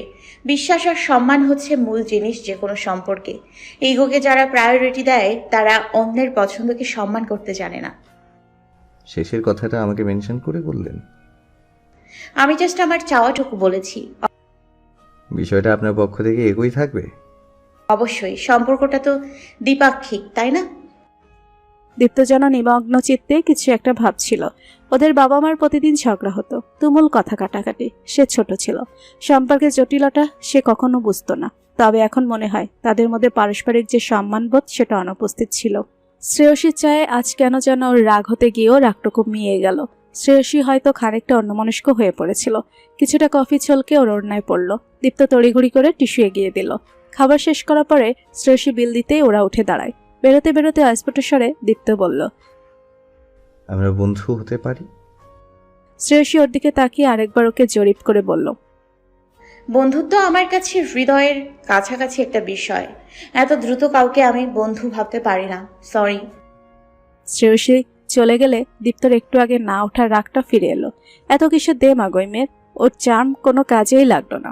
মিছুয়াল বলল, অথচ ফিরতে একটা প্রশংসা বাক্যকে বলল না। আবারও যেটুকু ফিরে এলো, আরও কাঠখড় পোড়াতে হবে ওকে। বাবা গ্রামের বাড়ি থেকে ফিরে এলেন মঙ্গলবার। জমিজমা সংক্রান্ত ঝামেলা এখনো শেষ হয়নি। তিনি সামনে আবার যাবেন 1 সপ্তাহ পরে। দীপ্তর একা একা বাবাকে ছাড়া বাসায় তেমন একটা ভালো লাগে না। ভীষণ মিস করেছে এই কয়দিন বাবাকে। আজ বেশ শান্তি পাচ্ছে। ভূতের বাড়ির ভূতেদের পেতনিদের মধ্যে কাউকে বিয়ে করে নিয়েছিস নাকি? মানে? আসার পর থেকে দেখছি কেমন হুতুম পেঁচার মতো মুখ করে আসিস। ভাবলাম আচর করলো কি না। উফ বাবা, তুমি কখনো সিরিয়াস হতে পারো না। তোর মতো তাহলে আমাকে এখানকার চাইতে বেশি ভালোবাসতি। দীপ্ত এবার মৃদু হেসে পড়ল, বাবা তুমি যেমন আছো তেমনই থেকো, তাতে আমার ভালোবাসায় কমতে হবে না কোনোদিনও। মহসিন সাহেব ছেলের মাথায় হাত বুলিয়ে দিলেন। তার বড্ড আদরের ছেলে, তার একমাত্র বেঁচে থাকার স্পৃহা। দীপ্তর এই কয়েকদিন কেটেছে নিত্য নতুন মুভি আর সিরিজ দেখে। আজ ফেসবুকে ঢুকতে মনে হলো শ্রেয়সীকে খুঁজে ওর প্রোফাইল ঘাটাঘাটি করলে কেমন হয়। তাতে ওকে আরও ভালো মতো জানা যাবে।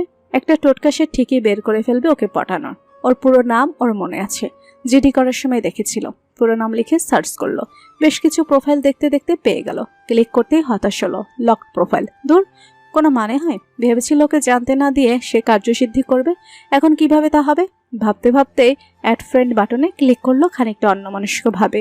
এরপর ভাবলো ক্যান্সেল করে দেবে, কিন্তু তখনই ইলেকট্রিসিটি চলে গেল। সবকিছু একসাথে ওর বিরুদ্ধে ষড়যন্ত্রে লিপ্ত হতে হবে কেন? কিছুক্ষণ অপেক্ষা করলো। এরপর মনে হলো শ্রেয়সী কি না কি ভাববে। যদি সত্যি সত্যি চেষ্টা ভাবে, সে রিসার্চ করলো। এরপর ডাটা প্যাক কিনে আবার ফেসবুকে এলো। রিকোয়েস্ট পাঠানোর পরে 36 মিনিট চলে গেছে। ক্যান্সেল বাটনে ক্লিক করতে যাবে, তখনই নোটিফিকেশন হলো একটা।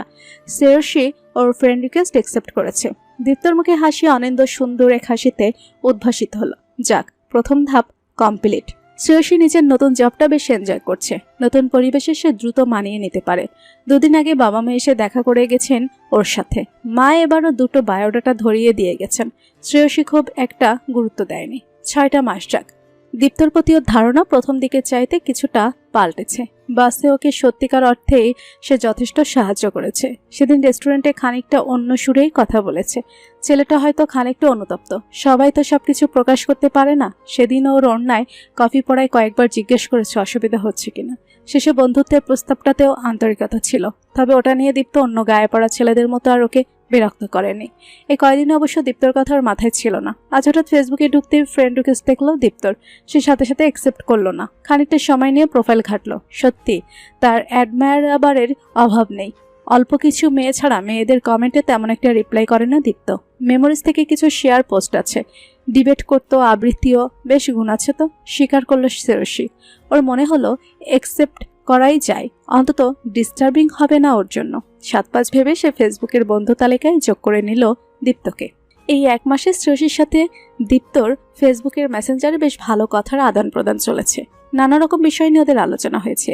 বই, মুভি, সিরিজ, দেশের বর্তমান পরিস্থিতি, আবহাওয়া, এমনকি খেলাধুলা পর্যন্ত। একদিন বাংলাদেশ নিউজিল্যান্ডের সাথে জেতার পর শ্রেয়সীর বেশ লম্বা চড়া একটা পোস্ট দীপ্তর নিউজ ফিডে এসেছিল। সে ইনবক্সে জিজ্ঞেস করলো, আপনি খেলা বুঝেন? শ্রেয়সী লিখল, মানে কি? মেয়েদের স্পোর্টস নিয়ে তেমন আগ্রহ দেখিনি, তাই জিজ্ঞেস করলাম। মেয়েরা এখন ক্রিকেট, ফুটবলে কাপ পর্যন্ত আনছে, সেখানে এটা কি এত অবাক হবার মতো কিছু? রাগ করলে? তো কিছুটা হয়েছেই, তবে ছেলেদের মেয়েদের সম্পর্কে এই যে লজিকলেস কনসেপ্ট সেট করা থাকে, এই জিনিসটাই আমার পছন্দ না। দীপ্ত এর কি উত্তর কি করে দিবে গুছিয়ে উঠতে পারছে না। একবার লিখছে, আরেকবার মুছে নতুন করে লিখছে। এর মধ্যে শ্রেয়সীর আরেকটা মেসেজ ঢুকলো। আমি ছোটবেলা থেকেই ক্রিকেট ম্যাচ দেখি, অবশ্য বাংলাদেশের ম্যাচগুলোই, এর বাইরে তেমন দেখি না এখন সময়ের জন্য।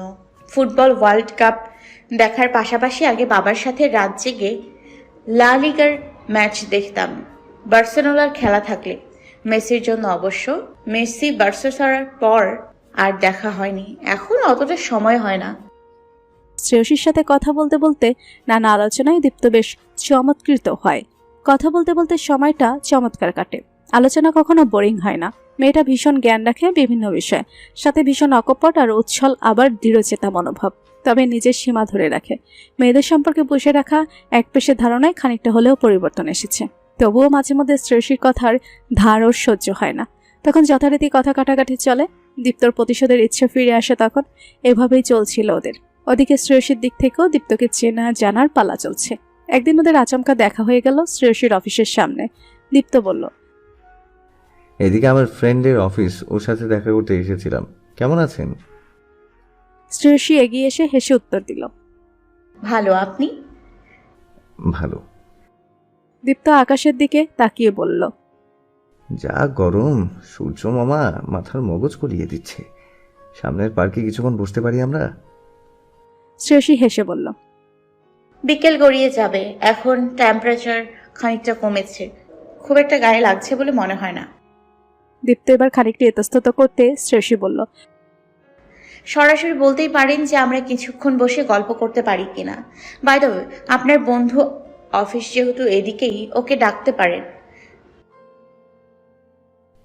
এদিকে সত্যি আমার ফ্রেন্ডের অফিস, কিন্তু সে আজ আসেনি জেনেই এদিকে এসেছি। শ্রেয়সী হেসে বলল, খুবই পুরনো টেকনিক। ওরা পার্কে গিয়ে বসলো। কিছুক্ষণ কথা বলার পরে একজন পথশিশু ফুল নিয়ে এলো। গোলাপ ফুল, বকুল ফুলের মালাও আছে। ভাইয়া ভালো আছেন? তোরা ভালো আছিস? পড়তে যাসনি তো? হ, রাতের স্কুল তো, দিনে কাম করি, রাতে পড়ি। আপনি আইসেন আরো একদিন। যাব। তোর হাতে কত টাকার ফুল? 250 টাকা। আজকে সারাদিনে কত ইনকাম করলি? হয়েছে 1-150। তোর মা কেমন আছে? এখন আগের চাইতে ভালো। দীপ্ত 3টা গোলাপ আর একটা বকুল ফুলের মালা নিল শুধু।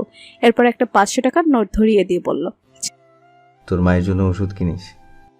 ছেলেটা টাকাটা পেয়ে ভীষণ খুশি হলো। মলির মুখে প্রাপ্তির হাসি। মায়ের ওষুধের টাকা হবে। ওর ছোট ভাই একটা খেলনা কিনে চেয়েছিল, সেটাও দিতে পারবে। ছেলেটা চলে গেলে দীপ্ত ফুলগুলো শ্রেয়সীর দিকে বাড়িয়ে দিয়ে বলল, নিন, আপনি ফুল খুব পছন্দ করেন বলেছিলেন। আপনিও রাখুন একটা। আমার ফুল অতটা ভালো লাগে না। তাহলে কিনলেন কেন? কত অল্পতেই খুশি হলো, দেখেছেন? ওই খুশিটুকু দেখার জন্য। ফুল পছন্দ নয় জেনে সেদিন প্রথমে কিছু কড়া কথা শ্রেয়সীর মুখে চলে এসেছিল, কিন্তু এই কথাই অদ্ভুত ভালো লাগলো। ওর চোখে অপার মুগ্ধতা খেলা করছিল অবচেতনায়। স্কুলের ব্যাপারটা কি? ওহ, ওটা এই এলাকায় আমার পরিচিত এক বড় ভাই থাকেন, ভার্সিটির বড় ভাই। আমাদের ফ্রেন্ড সার্কেলে খুব কাছের আরমান ভাই। তিনি ব্যক্তিগত উদ্যোগে পথ শিশুদের নিয়ে একটা রাতের স্কুল চালান। আমরা মাঝে মধ্যে ডোনেট করি সামর্থ্য অনুযায়ী। আগে মাঝে মধ্যে ক্লাসও নিতাম আমি আর শিমুল। এরপর থেকে শ্রেয়সী দীপ্তকে বন্ধু ভাবতে শুরু করলো। ছেলেটাকে বাইরে থেকে যতটা দেখায় ততটা বোধহয় অ্যারোগেন্ট নয়। আজ চ্যাটিং করতে করতে কথা প্রসঙ্গে শ্রেয়সী জানালো সে বাড়ি যাচ্ছে সামনের সপ্তাহে। দীপ্ত বলল, বেড়াতে? ওরকমই, আসলে আমি যেখানেই থাকি বছরের এই সময়টায় আমি বাবা মা সাথে থাকি। কোন উপলক্ষ? শ্রেয়সী খানিকটা ইতস্তত করে বলল, আমার জন্মদিন নয়, তারিখ। জন্মদিনে তো আপনাকে পাচ্ছি না, আমার ট্রিট দিয়ে যান। ট্রিট দিলে গিফট দিতে হয়। অবশ্যই দেব। শ্রেয়সী মজা করে বললেও দীপ্ত সিরিয়াস বুঝতে পেরে সে রাজি হলো। ঠিক হলো 5 তারিখে দেখা করবে। রেস্টুরেন্টে এসে শ্রেয়সী দেখলো আজও দীপ্ত আগে এসেছে।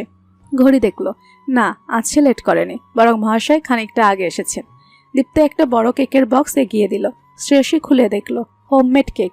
দীপ্ত হেসে বলল, আমার নিজের হাতে বানানো, বাবা খুব পছন্দ করেন, তাই ভাবলাম গিফট হিসেবে এটা বোধ হয় মন্দ হয় না। শ্রেয়সীর মুগ্ধতা বাড়ল। গিফটের কথা বলার পর থেকেই ওর অস্বস্তি হচ্ছিল, এখন ভারী শান্তি পেল। কিছুদিন আগের সেই সেলফ অবসেসড ছেলেটা নিজের হাতে ওর জন্য কেক বানিয়েছে, এই বিষয়টাই ওকে চমৎকৃত করলো। সুন্দর সময় কাটলো ওদের। রেস্টুরেন্ট থেকে বেরিয়ে পার্কে এসে বসলো। শ্রেয়সী বলেছে ওদের স্কুলটা সে দেখতে চায়। সে প্রতি বছর জন্মদিনে চেষ্টা করে মানুষের জন্য কিছু করার। তখন চাকরি করতো না, বাবার কাছ থেকে পাওয়ার টাকা থেকেই অল্প স্বল্প যা জমতো তাই দিয়েই চেষ্টা করত। এবার বেতন পাওয়ার পরে প্রথম জন্মদিন। আরমান ভাইয়ের সাথে দেখা হলো স্কুলে গিয়ে। শিশুরা তখনও আসেনি, সন্ধ্যার পর থেকে আসবে। তবুও কিছু শিশুর দেখা পেল। শ্রেয়সী আরমান ভাইয়ের সাথে কথা বলল, ভীষণ আন্তরিক তিনি। ভাইয়া, আপনার এমন উদ্দেশ্য অসাধারণ। আমি আমার সাধ্যমতো আপনার এই কাজের সাথে যুক্ত হতে পারলে আনন্দিত হব। আরমান ভাই আনন্দিত হয়ে শ্রেয়সীর দানটুকু রাখলেন। ফেরার সময় দেখলো সূর্য ডুবে গেছে। কিছুক্ষণ আগে মাগরিবের আজান হয়েছে। ওরা পার্কের সামনের ফুটপাথ ধরে হাঁটছিল, তখন কিছু বাজে মন্তব্য কানে এলো। খানিকটা এগোতেই বুঝলো কিছু বকাটে ছেলে দুটো মেয়েকে ভীষণ বিরক্ত করছে, অশ্লীল ইঙ্গিতে কথা বলছে। মেয়ে দুটো ভয়ে কুকড়ে আছে। শ্রেয়সী প্রতিবাদ করতেই যাচ্ছিল, তার আগেই দীপ্ত গিয়ে বলল, কি হচ্ছে এখানে? ওরা মারমুখী হয়ে প্রতি উত্তর দিল। দীপ্তও রেগে যাচ্ছিল। এক পর্যায়ে পরিস্থিতি উত্তপ্ত হয়ে উঠতে একটা ছেলে আচমকা একটা ছুরি বের করে দীপ্তকে লক্ষ্য করে চালিয়ে দিয়েছিল।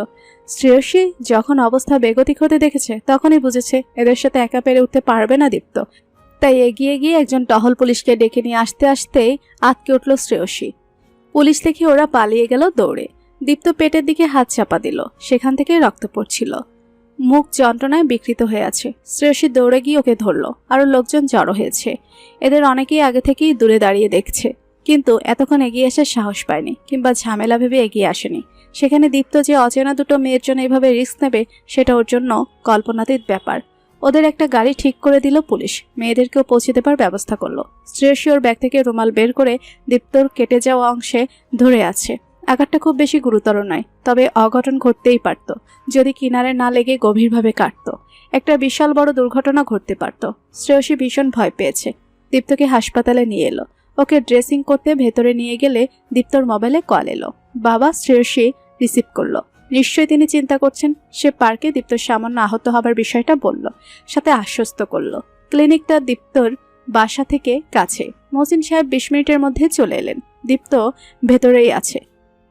মা তুমি? জি আঙ্কেল, দীপ্তর খুব বেশি লাগেনি, টেনশনের কিছু নেই। আশ্বস্ত করার চেষ্টা করলো শ্রেয়সী। শ্রেয়সীকে তিনি দেখেছেন দীপ্তর জন্যই। আগে একবার সামনাসামনি দেখা হয়েছিল, তার খুব পছন্দ হয়েছিল ছেলের জন্য, কিন্তু হয়নি। আজ ওকে এখানে তিনি আশা করেননি। ধন্যবাদ মা, তুমি ওকে এখানে নিয়ে এসেছো। আমি তেমন কিছু করিনি আঙ্কেল। আসলে পার্কে আজ ওনার যাবার কথাই ছিল না। উনি আমার কথাতেই রাজি হয়েছিলেন। আরমান ভাইয়ের স্কুল দেখতে চেয়েছিলাম বলে। দীপ্তকে তখনই বেরিয়ে আসতে দেখে গেল। ব্যান্ডেজ করে দেয়া হয়েছে। সে আসতেই শ্রেয়সী বিদায় নিল, বলল, আমি পরে কল করব, আমি আসি আঙ্কেল। মহসিন সাহেবের মাথায় তখন অন্য চিন্তা। ছেলের অবস্থা অতটা খারাপ নয় বলে স্বস্তি পেলেন। আর একটা বিষয়ে তিনি স্বস্তি পেলেন, তা হলো শ্রেয়সী। রিজেকশনটা ওর তরফ থেকে এসেছিল। আজ দেখলো মেয়েটা তার ছেলের জন্য চিন্তা করছে। দুটোতে বন্ধুত্বও হয়ে গেছে, আরও বেশি কিছুও হতে পারে। অবশেষে তার মনোবাঞ্ছনা পূরণ হতে চলেছে। এবার আর ছেলেকে পেছনে যেতে দেবেন না। আর সপ্তাহখানেক যাক, মতিভ্রম হওয়ার আগে তিনি শ্রেয়সীর বাবার কাছে নিজে প্রস্তাব পাঠাবেন। শ্রেয়সী রাতে শুয়ে পড়েছিল। ফেসবুক ঢুকতেই অবচেতনে দীপ্তর প্রোফাইলে ক্লিক করলো। আজ কোনো SMS আসবে না সে জানে, তবুও কয়েকবার ইনবক্সে গিয়ে পুরোনো মেসেজগুলো পড়লো। আরেকবার প্রোফাইলে এলো। কাভারে বাবার সাথে দীপ্তর ভীষণ আদরে একটা ছবি। তাতে ক্লিক করে ক্যাপশন দেখলো, আমার পৃথিবী। শ্রেয়সীর ভেতর থেকে কেউ একে বলল, আমিও সেই পৃথিবীর একজন হতে চাই। দীপ্তর প্রোফাইল ছবিটা দেখে খানিকটা রাঙা আভা ফুটল শ্রেয়সীর মুখে। আশ্চর্য, সে তো কিশোরী মেয়ে নয়, তবে এ কেমন অদ্ভুত আবেগ ভেতরে তোলপাড় তুলছে। কিন্তু ওদিকে শ্রেয়সী প্রতিদিন নিয়ম করে খোঁজ নিল দীপ্তর শারীরিক অবস্থার। ওষুধ ঠিকঠাক মতো খাচ্ছে কিনা তাও জিজ্ঞেস করলো। কেমন যেন রুটিনের মতো হয়ে গেছে। তবে দীপ্ত যে মাঝে মধ্যে ওকে ইচ্ছে করে রাগিয়ে দেয় তা সে বুঝতে পারে। খুনসুটিটা ওর কাছে বিরক্তিকর থেকে কখন যে উপভোগ্য হয়ে উঠল সে ভেবে পেল না। সব মিলিয়ে নিজের মধ্যে আশ্চর্য এক পরিবর্তন টের পেল শ্রেয়সী। দীপ্তকে ওর ভালো লাগতে শুরু করেছে। পরিবারের বাইরে প্রথমবার কারোর জন্য এমন টান অনুভব করছে। বাড়ি এসেও খানিকটা অন্যমনস্ক হয়ে পড়ল মাঝে মধ্যেই। জন্মদিনের ঠিক আধা ঘন্টা আগে দীপ্ত টেক্সট মেসেজ পেল, ওষুধের জন্য ঘুমিয়ে পড়বো, 12টা পর্যন্ত বাবা জাগতে দিচ্ছে না, এই জন্য। পরে দেখা যাবে সকালে, আগে উইশ করাই হলো না। তোমার সাথে পরিচয় না হলে কিছু অনুভূতি আমার জন্য অচেনায় থেকে যেত। পৃথিবী আলোকিত হোক তোমার আলোয়। জন্মদিনে অনেক অনেক শুভেচ্ছা। শুভ জন্মদিন। অত্যন্ত ঝগড়াটে কিন্তু ভীষণ ভালো মনের মেয়েটা। শ্রেয়সীকে, দীপ্তি। শ্রেয়সী কতবার যে ঘুরিয়ে ফিরিয়ে পড়ল। খুবই ছোট্ট সাধারণ কিছু কথা, তবু একরাশ ভালো লাগার নির্মল বাতাস ও হৃদয়কে যেন ছুঁয়ে ছুঁয়ে যাচ্ছিল। রন্ধ্রে রন্ধ্রে মিশে যাচ্ছিল মিষ্টি আদরে একটা সৌরভ। ভালোবাসার পালে জোর হাওয়া দিচ্ছিল। হঠাৎ করেই শ্রেয়সীর মনে হলো জীবন সুন্দর। বাবা ওর মধ্যে স্বভাব বিরুদ্ধ অন্য মনস্কতা দেখে জিজ্ঞেস করেই ফেললেন, কি রে মা, কি এত ভাবিস? শ্রেয়সী চমকে উঠে বলল, কই কিছু না তো বাবা। বাবা আর মা দুজনে ওর চমকে ওঠা খেয়াল করলেন। ঠিক তো?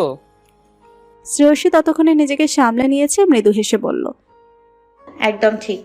আমার আবার কি হবে? মা বললেন, এবার তাহলে আর বাহানা করিস না, বিয়ে নিয়ে সিরিয়াসলি ভাব। শ্রেয়সী সত্যিই ভাবছে এবার দীপ্ত বর হিসেবে খুব একটা খারাপ হবে না। একটু ঘাটতাড়া গোছের, তবে শ্রেয়সী তার দাওয়াই জানে। সন্তর্পণে হাসলো সে, মিষ্টি হাসি। দীপ্তর খাতা শুকিয়ে গেছে প্রায়। মহসিন সাহেব ওকে এই কয়দিন একটুও বাইরে যেতে দেননি। অফিসে বেশ কিছু ছুটি জমেছিল, তা নিতে দীপ্তকে রীতিমতো বাধ্য করেছেন। তিনি খেয়াল করেছেন দীপ্তি ইদানিং মোবাইলে কথোপকথন চালায়। ওই পারে যে শ্রেয়সী, তা তিনি বুঝতে পারেন। তিনি খেয়াল করেছেন তার ছেলেটা সেই সময় হাসি খুশি থাকে। মেয়েটাও তো তার ছেলেকে নিয়ে চিন্তা করেছে। তার সাথে তো একদিন কথা হলো। তিনি দীপ্তকে খেতে দিয়ে জিজ্ঞেস করলেন, বাসায় অলস সময় কেমন কাটছে তোর? তুমি তো জোর করে অলস বানিয়ে রেখেছো বাবা। গোমরা মুখে উত্তর দিল দীপ্ত। হ্যাঁ রে দীপ্ত, শ্রেয়সী মেয়েটা তোর শারীরিক অবস্থা নিয়ে কনসার্ন ছিল অনেক। মেয়েরা তোকে নিয়ে চিন্তা করে, তাই না?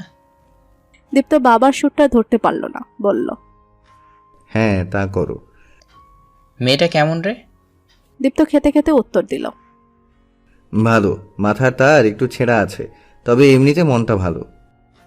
মহসিন সাহেব বললেন, তোর সাথে তো ভালোই কথা হয় দেখি, কিন্তু দীপ্তকে বুঝতে না দিয়ে একটু ঘুরিয়ে ফিরিয়ে কথা বের করার চেষ্টা করছেন। হ্যাঁ, বন্ধুত্ব হয়েছে ওর সাথে, সেজন্য। বলতে বলতে দীপ্ত এবার খানিকটা সরু চোখে বাবার দিকে তাকিয়ে তার মনোভাব বুঝতে চেষ্টা করে বলল, শুধুই বন্ধুত্ব বাবা, এর বেশি কিছু ভেবো না। মহসিন সাহেব অভিজ্ঞ মানুষ। তিনি বুঝলেন তার ছেলে এখনো বন্ধুত্ব পর্যন্তই আছে, এর বেশি এগোয়নি। এখন যদি দীপ্তকে বিয়ের কথা বলেন, নির্ঘাত 180 ডিগ্রি ইউটার্ন নিয়ে যাবে। তাই এখন আর কথা তুললেন না। তবে শ্রেয়সীর সম্পর্কে দীপ্ত ইতিবাচক এখন। এটাকে তিনি কাজে লাগাবেন বলে ঠিক করলেন। দীপ্ত অফিসে যাওয়া শুরু করতে তিনি শ্রেয়সীর বাবাকে কল দিলেন। বিয়ের জন্য প্রস্তাব দিলে তিনি জানালেন শ্রেয়সী জিজ্ঞেস করে তিনি উত্তর দেবেন। শ্রেয়সী ঢাকায় চলে এসেছে কয়েকদিন আগে। আজ হঠাৎ বাবা এসেছেন ওর সাথে দেখা করতে। বাবা তুমি এসছো?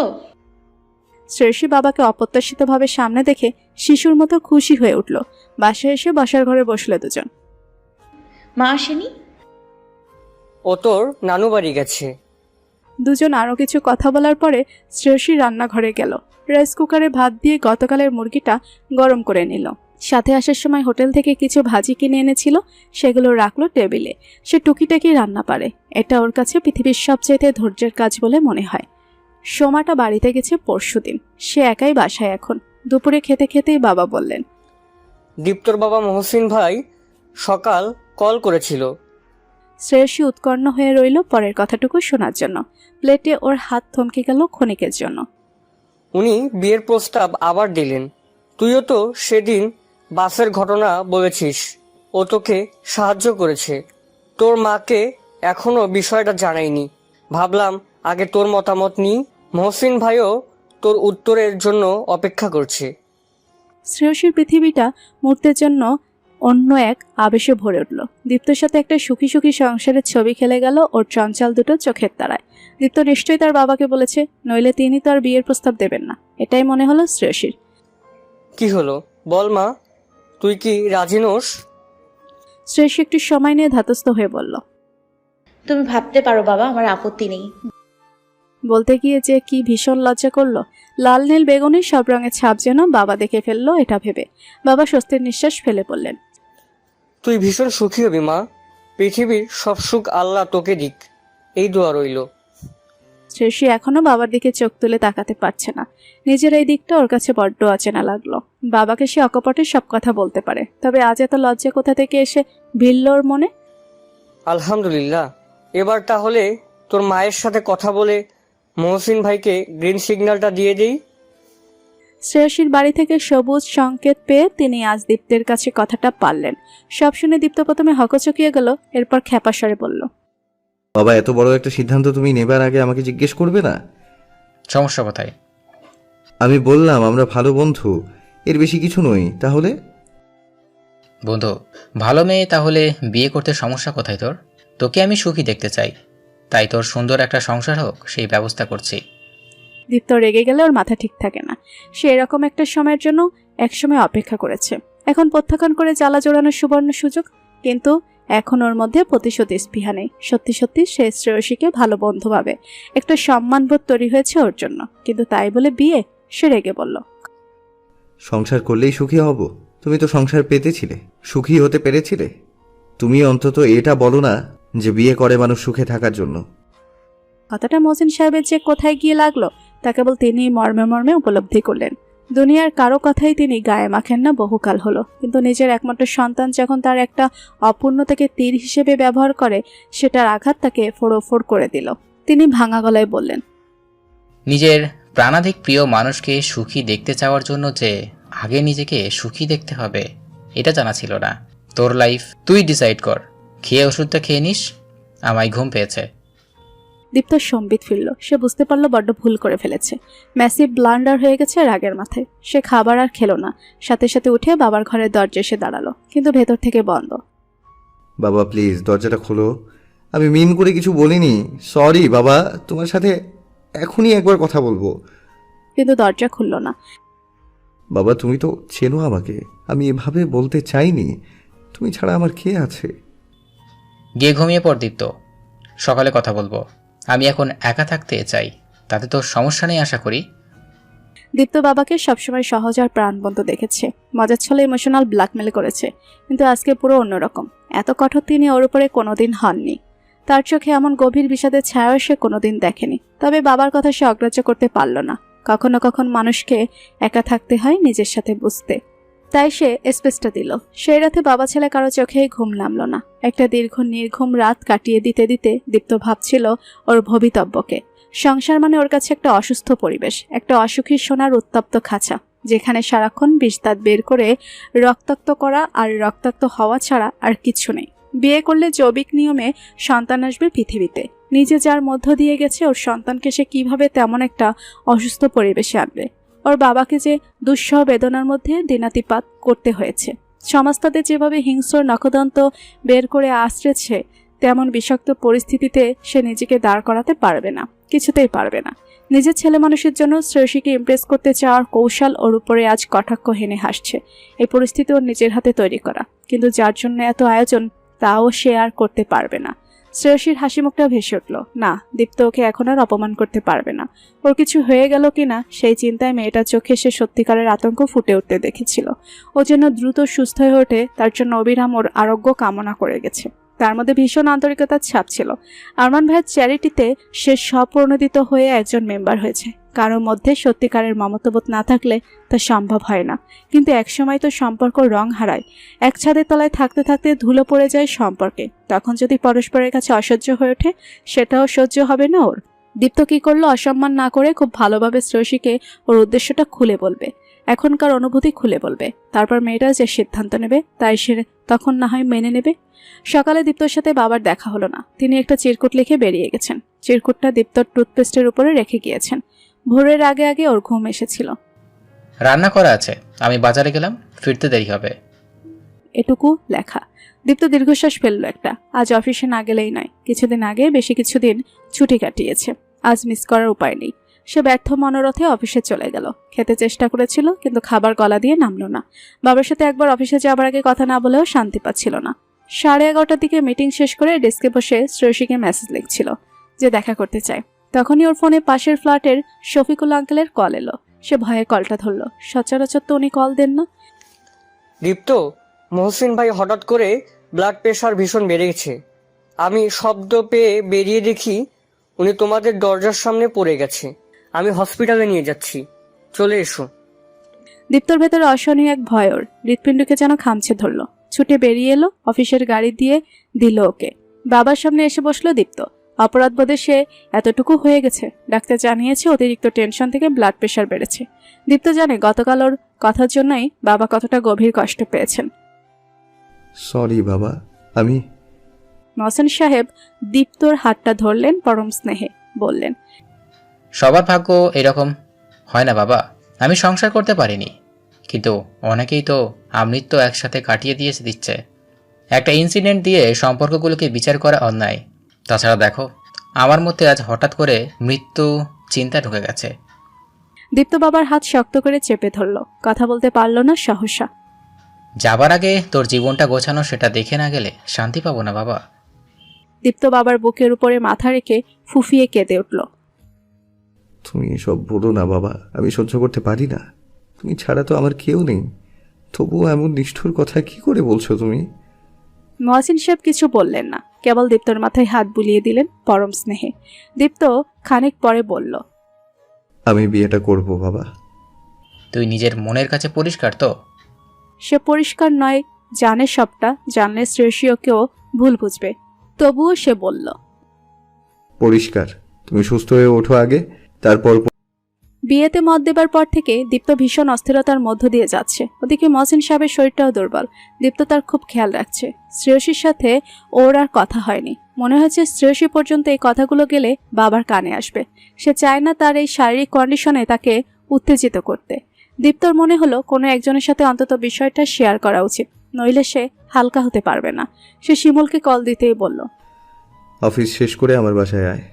দীপ্ত এখন বসে আছে শিমুলের ড্রয়িং রুমে। ওর স্ত্রী শান্তা ওদের চা দিয়ে বাইরে গেছে কাজিনদের সাথে শপিংয়ে যাবে বলে। আঙ্কেল কেমন আছেন এখন? আজ বেশ ভালো। পরশু থেকে যা অবস্থা, আমি ভীষণ ভয় পেয়েছিলাম। শিমুল জানে ওর বন্ধুটি বাবা অন্তঃপ্রাণ। আরও কিছু স্বাভাবিক কথা বলার পরে দীপ্তর সমস্যাটা খুলে বলল। শিমুল খানিকটা ক্ষোভ নিয়ে বলল, তোর কাছ থেকে এমন গাথ আমি এক্সপেক্ট করি নাই। দীপ্ত আগে হলে প্রতিবাদে ফুঁসে উঠত। সে নিজের ভুল মানতে পারে না, কিন্তু আজ সে চুপ করে রইল। শোন, বিয়ে তো করেই ফেলবি, এখন কিছু জানানোর দরকার নেই মেয়েটাকে। বিয়েটাই তো সমস্যা। ওকে আমি বন্ধু ভাবি, এর বেশি কিছু ভাবিনি। শিমুল খানিকটা গম্ভীর হয়ে বলল, শোন দীপ্ত, তোদের অ্যারেঞ্জ ম্যারেজ হবে। অসংখ্য বিয়ে হচ্ছে যারা বিয়ের আগে কেউ কাউকে চেনেও না, বিয়ের পরে ধীরে ধীরে ওদের মধ্যে আন্ডারস্ট্যান্ডিং গ্রো করে, একজন আরেকজনকে চেনে জানে, সম্পর্ক একসময় গভীর হয়। এরকম বহু উদাহরণ আছে। তোদের সম্পর্কটাও তো তেমনই। তুই মেয়েদের থেকে দূরত্ব বজায় রেখে চলতি কেন সেটা আমি জানি। প্রেয়সীকে যেভাবেই হোক তোর বন্ধু মনে হয়েছে, দাম্পত্যে পরস্পরের বন্ধু হওয়াটাই কিন্তু খুব জরুরি। এখন তুই কি করেছিস সেটা ভুলে যা না, একেবারে নতুন করে শুরু কর সম্পর্কটা। শিমুলের কথাগুলো দীপ্ত ভাবল কিছুক্ষণ, এরপর ধীর গলায় বলল, কিন্তু ও আমার ইন্টেনশন কখনো জানলে সেটার প্রভাব সম্পর্কে পড়বে, তখন তুই এটা তোর মন থেকে মুছে ফেল।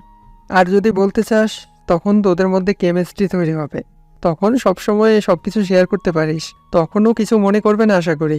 বেস্ট অফ লাক দোস্ত, ধুমায়ে তোর বিয়ে খাবো এখন। দীপ্ত বাসায় ফিরতে ফিরতে ভাবল আপাতত এটাই থাকুক, সে না হয় নতুন করে শুরু করবে। তবু একটা দ্বিধা ওর মধ্যে থেকেই গেল। শ্রেয়সী ভেবেছিল ওর সম্মতি জানার পরে দীপ্তকে কল করবে, কিন্তু এই 2 দিনে কোনো কল আসেনি। ওর অভিমান হলো কিছুটা, অন্য সময় তো প্রতিদিন নক করে ওকে, আর এত বড় একটা খুশির দিন এসে নির্বিকার কি করে, নিজে দিতে চেয়েও দিতে পারেনি। আজ বাবার কাছ থেকে শুনলো মহসিন সাহেব অসুস্থ হয়ে পড়েছিলেন। ওর অভিমান সরে গিয়ে একটা অপরাধবোধ জন্ম নিল। মানুষটা বাবার অসুস্থতা নিয়ে কতটা টেনশনে আছে এর মধ্যে সে কিনা এসব ভেবেছে। সে সাথে সাথে দীপ্তর নাম্বার ডায়াল করলো। দ্বিতীয়বারে রিসিভ করলো দীপ্ত। দীপ্ত আঙ্কেল কেমন আছেন এখন? এখন ভালো, আলহামদুলিল্লাহ। তুমি কেমন আছো? শ্রেয়সীর সম্বোধন পাল্টে তুমি বলল। দীপ্ত এমনিতেই আপনি বলতো, কিন্তু ওর জন্মদিনের পরে এই সম্বোধনে নেমে এসেছে। ভালো, তুমি? ভালো, সরি। দীপ্ত খানিকটা অবাক হয়ে বলল, সরি কেন? আঙ্কেলের অসুস্থতার কথাটা আমি জানতাম না, আজ শুনলাম। তুমি কল করনি, আমার বোঝা উচিত ছিল কোনো সমস্যা আছো। দীপ্ত ইতস্তত করে বলল, এটা হতেই পারে, সমস্যা নেই, বাবা ভালো আছে এখন। আমি কি আঙ্কেলের সাথে কথা বলতে পারি? দীপ্ত গিয়ে ফোনটা বাবাকে দিল। মা কেমন আছো? ভালো। আঙ্কেল আপনার শরীর এখন কেমন?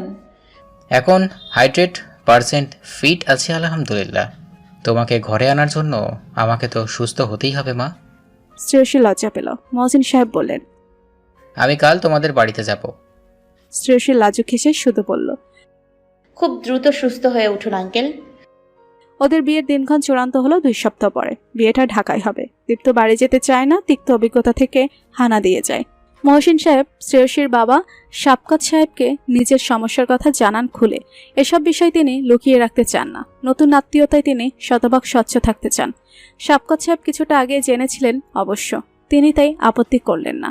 ঢাকায় তাদের অনেক কাছের আত্মীয় স্বজন থাকে, তাই বাড়ি থেকে যারা আসবে থাকার জন্য তাদের থাকার সমস্যা হবে না। বেশিরভাগই সেদিনই এসে আবার ফিরে যাবে। নিজের একমাত্র মেয়ের বিয়ে তিনি বিশাল আয়োজন করে ঢাকঢোল পিটিয়েই দিতে চান। কেনাকাটা চলছে পুরোদমে। বিয়ের জন্য 1 সপ্তাহের ছুটি মিলেছে শ্রেয়সী দীপ্ত দুজনেরই। দীপ্তর ইচ্ছে না থাকলেও ওকে শ্রেয়সীর বাবার কথায় আসতে হলো। পাঞ্জাবির মাপ, পায়ের মাপ, আরও কী সব দেখা হলো। ওকে সাইজ জিজ্ঞেস করলেই হতো, কিন্তু তা না করে দৌড়াদৌড়িতে কিঞ্চিত বিরক্তই ছিল দীপ্ত। সেদিনই শ্রেয়সীর বিয়ের শাড়ি কেনা হলো। খেয়াল করলো মেয়েটা পোশাকের ক্ষেত্রে ওর মতোই খুঁতখুঁতে। টুকটুকে লাল একটা বেনারসি কেনা হলো। আরও কী সব কেনাকাটা চলল। দীপ্তর প্রতিনিধি হিসেবে শিমুল আর শান্তা। মেয়েদের শপিং করার ভয়াবহ অভিজ্ঞতা সে পূর্বে বন্ধুদের মুখে শুনেছে, আজ নিজের অভিজ্ঞতা হলো। শ্রেয়সী যদি বিয়ের পরে ওকে নিয়ে শপিং মলে আসার বায়না করে তাহলে সর্বনাশ। শঙ্কিত হলো দীপ্ত। লিস্ট ধরে ধরে কেনাকাটা হলো। শ্রেয়সীর সাথে ওর 2 কাজিন আর সময় এসেছে। শান্তা বলল, আপাতত এই, পরে মনে পড়লে আবার আসা যাবে। সবাই মিলে রেস্টুরেন্টে খেয়ে বাসায় ফিরল। বিয়ের দিন যত ঘনিয়ে আসছে তত দীপ্তর অস্থিরতা বাড়ছে। বাবা অবশ্য খুব খুশি আছেন, এটা দেখে ওর ভালো লাগছে। তার জন্যই তো সব দিন শেষে। ওদিকে শ্রেয়সীর দিনগুলো যাচ্ছে ঘোরের মতে। নতুন জীবন, নতুন স্বপ্ন। মা খুব ব্যস্ত সময় পার করছেন। অবশেষে মেয়ে বিয়ে করছে। তার কি ব্যস্ততার শেষ আছে? আত্মীয় স্বজনকে কোথায় থাকবে সব তিনি দেখছেন। শাফকাত সাহেব আর মহসিন সাহেব শ্রেয়সীর মামাকে নিয়ে বিয়ের ভেন্যু ঠিক করলেন। শ্রেয়সীর কাজিনরা বায়না জুড়ল গায়ে হলুদের। সেদিন শ্রেয়সীর 2 হাত রেঙে উঠল মেহেদি রঙে। ওর মনেও যেন সে রং ছড়িয়ে পড়ল। অবশেষে বিয়ের ক্ষণ এলো। কাবিননামায় সই করার আগে ভেতরে সে অচেনা এক উত্তেজনা টের পাচ্ছিল, কেমন একটা ভীতি মিশ্রিত আনন্দ। বাবার চোখের নিঃশব্দ জলটুকু ওর দৃষ্টিগোচর হলো। কেন জানে না, ওরও কান্না পেয়ে গেল ভীষণ। অবশেষে সে সই করতে পারল। কবুল বলার আগে গলায় যেন কথা জড়িয়ে গেল। একটা আচ্ছন্নতার মধ্যেই যেন সব ঘটে গেল। শ্রেয়সীর মনে হলো আজ থেকে ওর জীবন কিছুটা হলেও বদলে গেল। দীপ্তর অনুভূতি ভিন্ন, খুব একটা উচ্ছ্বাস নেই ওর মধ্যে। খানিকটা যেন মিয়ে গেছে সে, তবে ইতস্ততা করেনি। বাবার মুখটা মনে করে সমস্ত আনুষ্ঠানিকতা সে হাসি মুখে সম্পন্ন করেছে। এমনকি শ্রেয়সীর কাজিন আর ফ্রেন্ডরা দুষ্টমি করে জুতা চুরি করলে ওর বন্ধুদের সাথে সেও রসিকতা করেছে। বিদায়বেলায় শ্রেয়সী আর দীপ্তর হাত এক করে দিয়ে শাফকাত সাহেব যখন বললেন, আমার মেয়েটা আমার সমস্ত পৃথিবী, ওকে ভালো রাখো। দীপ্ত তখন চোখ তুলে একবার শ্রেয়সীকে দেখলো। সেদিনকে না সেই টুকটুকে শাড়িটা যেন শ্রেয়সীতে পূর্ণতা পেয়েছে। কান্নায় চোখের কাজল কিছুটা ছড়িয়ে গেছে, তবুও কেমন মুগ্ধতা ছড়াচ্ছে মুখটা। মুহূর্তের ঘোর দীপ্ত কাটিয়ে উঠে বলল, দোয়া করবেন আঙ্কেল। শ্রেয়সীর মা কাছেন মেয়েকে বুকে জড়িয়ে। গাড়িতে দীপ্তর পাশে বসে আছে শ্রেয়সী। ওর হাত তখনও ধরে রেখেছে দীপ্ত। ওর মনে অনেক দ্বিধার সংকোচ শঙ্কা সত্ত্বেও দীপ্ত এখনও একটা ঘোরের মধ্যে আছে। বিয়ে করে ফেলেছে, এই ব্যাপারটার সাথে ধাতস্থ হতে পারছে না। শ্রেয়সী বসার ঘরে ওর পাশেই বসে আছে। বিষয়টা ভাবতেই গলাও বরাবর শুকিয়ে যাচ্ছে দীপ্তর। আজ প্রয়োজনের তুলনায় পানিটা বেশি খেয়ে ফেলেছে। ক্যামেরাম্যান এখনও ছবি তুলেই যাচ্ছে। ওই বাড়িতে শ্রেয়সীর পাশে দাঁড়িয়ে নানা ভঙ্গিতে ছবি তুলতে হয়েছে।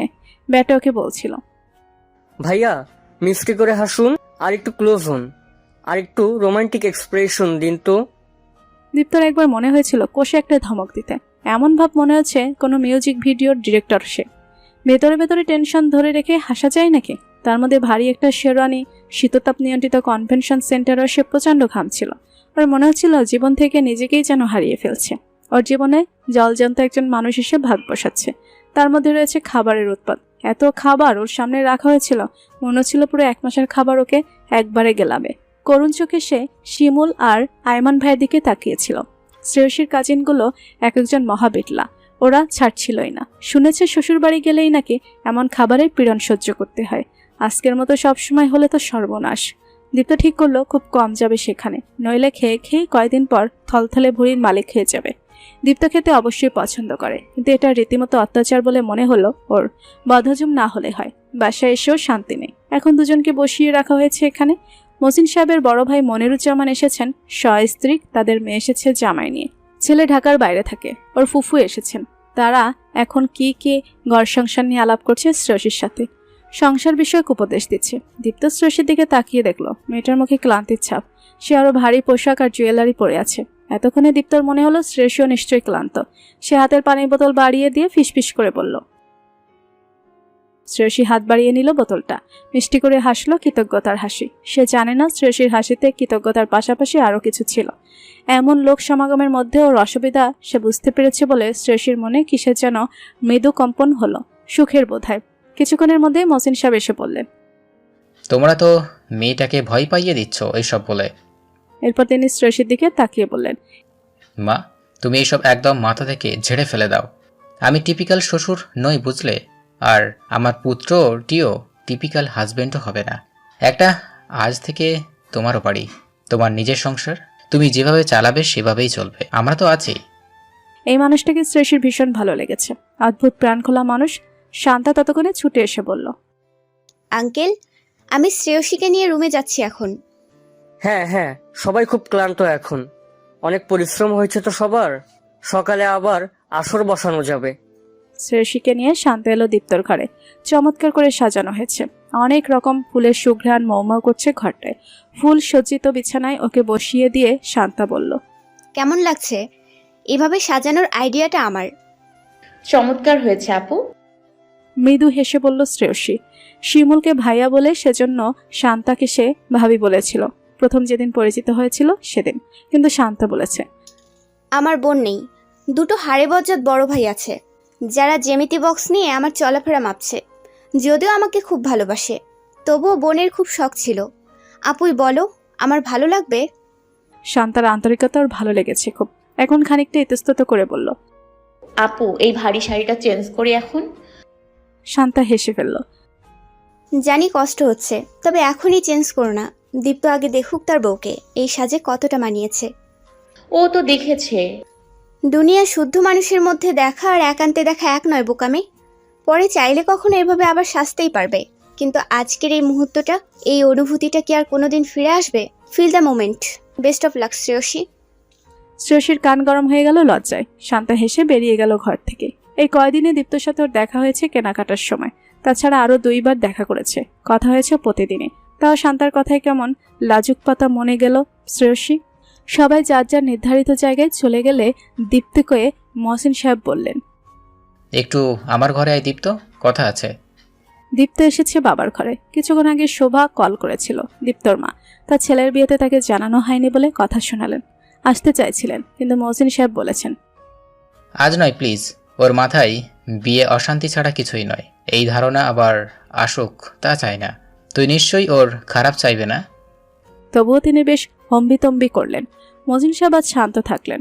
জানেন উনি প্রতিক্রিয়া দেখালে শোভা নিজের জেদ চরিতার্থ করার জন্য এখানে এসে উপস্থিত হতে পারেন দীপ্তকে দেখতে, তাহলে সর্বনাশ হয়ে যাবে। দীপ্ত, তুই আমাকে সেদিন জিজ্ঞেস করছিলি না আমি সংসার করতে পারলাম না কেন? বাবা, আমি ওভাবে ওকে থামিয়ে দিয়ে তিনি বললেন, স্বামী স্ত্রীর মধ্যে মিউচুয়াল রেসপেক্টের পাশাপাশি প্রয়োজনীয় হয় বোঝাপড়া। তার জন্য সবচাইতে বেশি জরুরি বন্ধুত্ব হওয়াটা। তোর মায়ের সাথে আমার কখনোই বোঝাপড়াই তৈরি হয়নি। ও আমাকে বোঝেনি, আমিও ওকে বুঝতে পারিনি। সেজন্যই হয়তো। খানিকটা থেমে তিনি বললেন, শ্রেয়সীকে তোর বন্ধু হিসাবে ভালো লাগে বলেছিলিস, মেয়েটা ভালো তাও বলেছিস। অন্য অনেক কিছুর সাথে সাথে বিয়েটা একটা প্রতিশ্রুতিও, সেটা নষ্ট করিস না। আজ আমি খুব খুশি। এবার দীপ্তর দিকে এগিয়ে এসে ওর মাথায় হাত বুলিয়ে তিনি বললেন, তোরা সুখী হ, পৃথিবীর সমস্ত সুখ এই ঘরে আলো হয়ে আসুক। মনে মনে বললেন, আমি যা পারিনি আমার ছেলেটাকে তো তুমি দিও আল্লাহ। বাবার ঘর থেকে বেরিয়ে শিমুলের সাথে দেখা হলো। অল সেট, ঘরে যা। দীপ্ত বন্ধুর দিকে খানিকটা বিরক্তি নিয়ে তাকাতে সে বলল, দীপ্ত, একটা নতুন জীবনের শুরু এটা। মেয়েটা বড্ড ভালো। আজ রাত নিয়ে ওর মনে নিশ্চয়ই কিছু স্বপ্ন আছে, সেই অনুভূতিটাকে অসম্মান করিস না। দীপ্ত উত্তরে কিছু বলতে চাচ্ছিল, কিন্তু শিমুল তার আর সুযোগ দিল না। শান্তা অপেক্ষা করছে, অনেক রাত হয়ে গেছে, এবার বাসায় ফিরতেই হবে। সকালের নাস্তা এখানে করবি, কিন্তু শান্তাকে নিয়ে আসবি। দীপ্ত দুরু দুরু বুকে ভেতরে ঢুকলো। শ্রেয়সীর হাতে মোবাইল। ওর আসার শব্দে মুঠোফোন থেকে চোখ সরিয়ে তাকালো। দীপ্ত হাসার চেষ্টা করে বলল, সারাদিন যা ধকল গেল, হাঁপিয়ে গেছে একেবারে। তুমিও নিশ্চয়ই। শ্রেয়সী হেসে বলল, ক্লান্তি তো আছেই, তবুও খুব একটা গায়ে লাগছে না সেটা। কিছু কিছু আনন্দের কাছে অনেক কিছুই ম্লান হয়ে যায়। দীপ্ত খানিকটা থমকে গেল। শ্রেয়সীর কথায় সচকিত হলো। তোমার বারান্দা আর এই ঘরটা ঘুরে দেখলাম। সব সময়ই এমন পরিপাটি রাখো নাকি বিয়ের জন্য? মানে কি, আমি মোটেও অলস আর অগোছালো নই। আজও ঝগড়া করবে? দীপ্ত হেসে ফেলল নিজের ছেলে মানুষিতে, বলল, শুনুন ম্যাডাম, আমি প্রতিদিন ঘর গুছিয়ে রাখি। শ্রেয়সীর মুখে হাসি লেগেই আছে। সে বলল, আমি অবশ্য এত গুছিয়ে টুছিয়ে রাখতে পারি না, আবার নোংরা দেখতেও ভালো লাগে না। যেটুকু না করলে নয় সেটুকু। ঘরটা কেমন লাগলো? আজ প্রথম এই ঘরে এলাম, তবুও কেমন আপন আপন মনে হচ্ছে। এই ঘর, বারান্দা, আঙ্কেল আর। বলে থামলো শ্রেয়সী। ওরা দুজন বারান্দা এসে দাঁড়িয়ে আছে। আকাশে মস্ত একটা চাঁদ উঠেছে।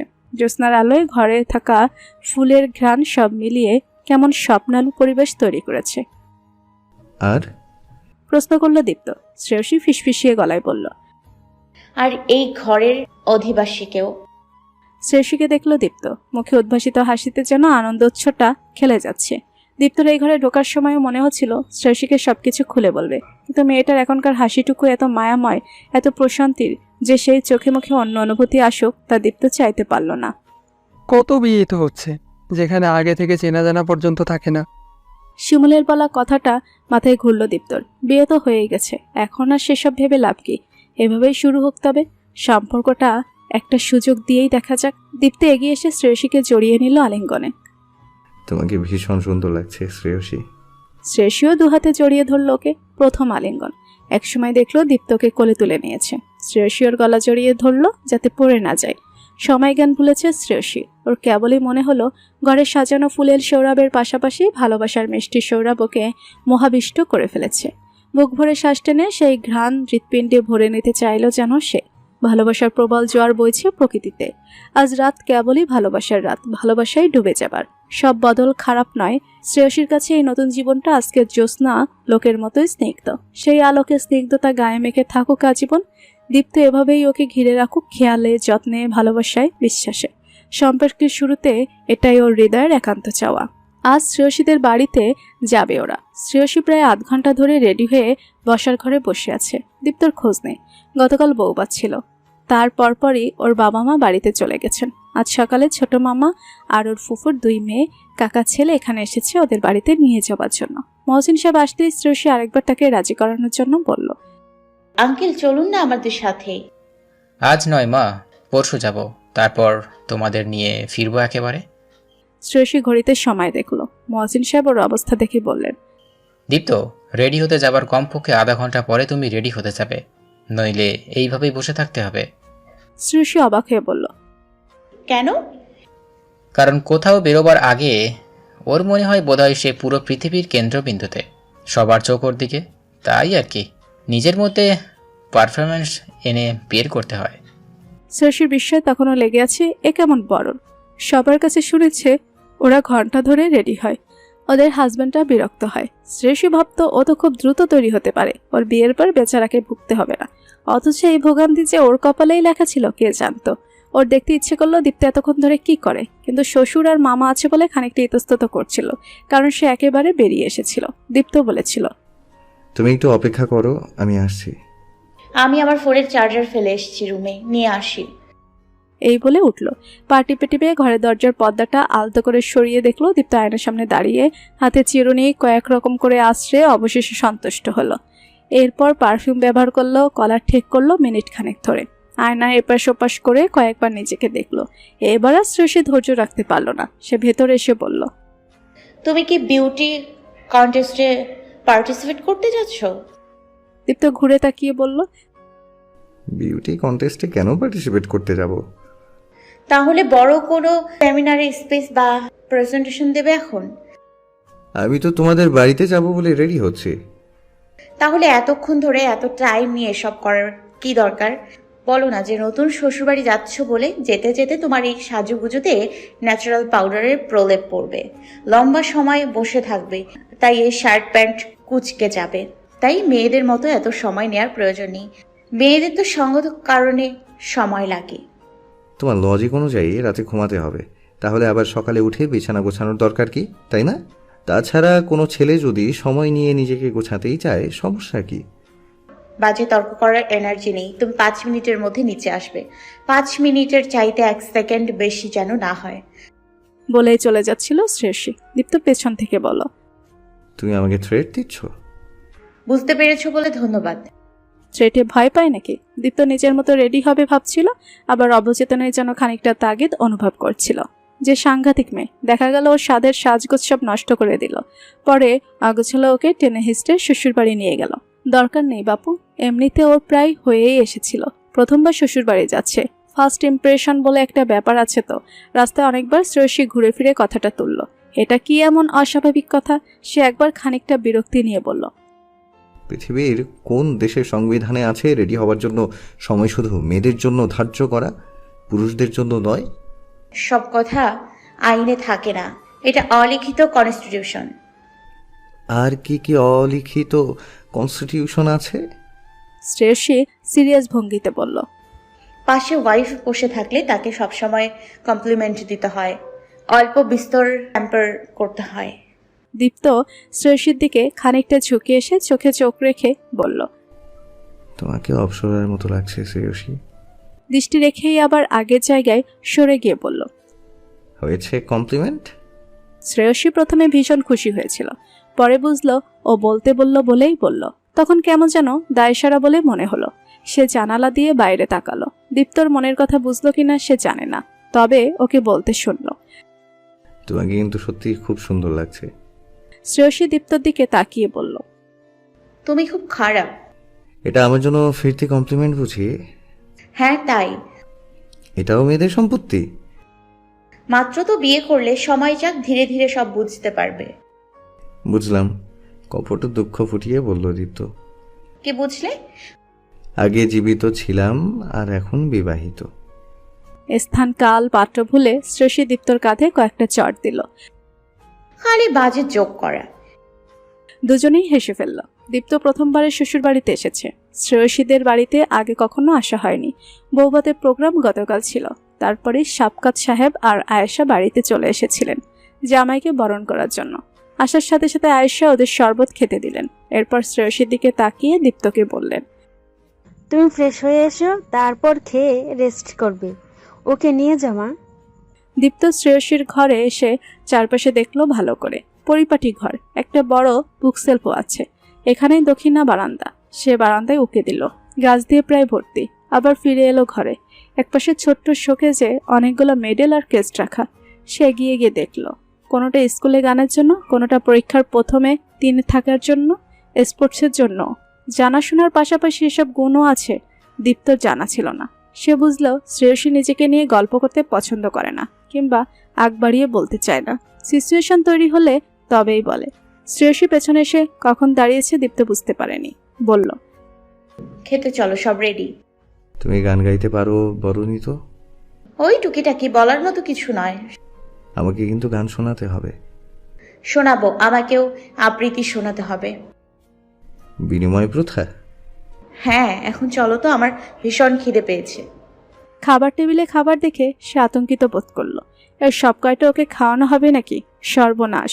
জামাই আদরের নামে খাবারের অত্যাচার নিয়ে যে আতঙ্ক ছিল দীপ্তর মনে, তা কেটে গেল। আয়েশাকে জিজ্ঞেস করলেন,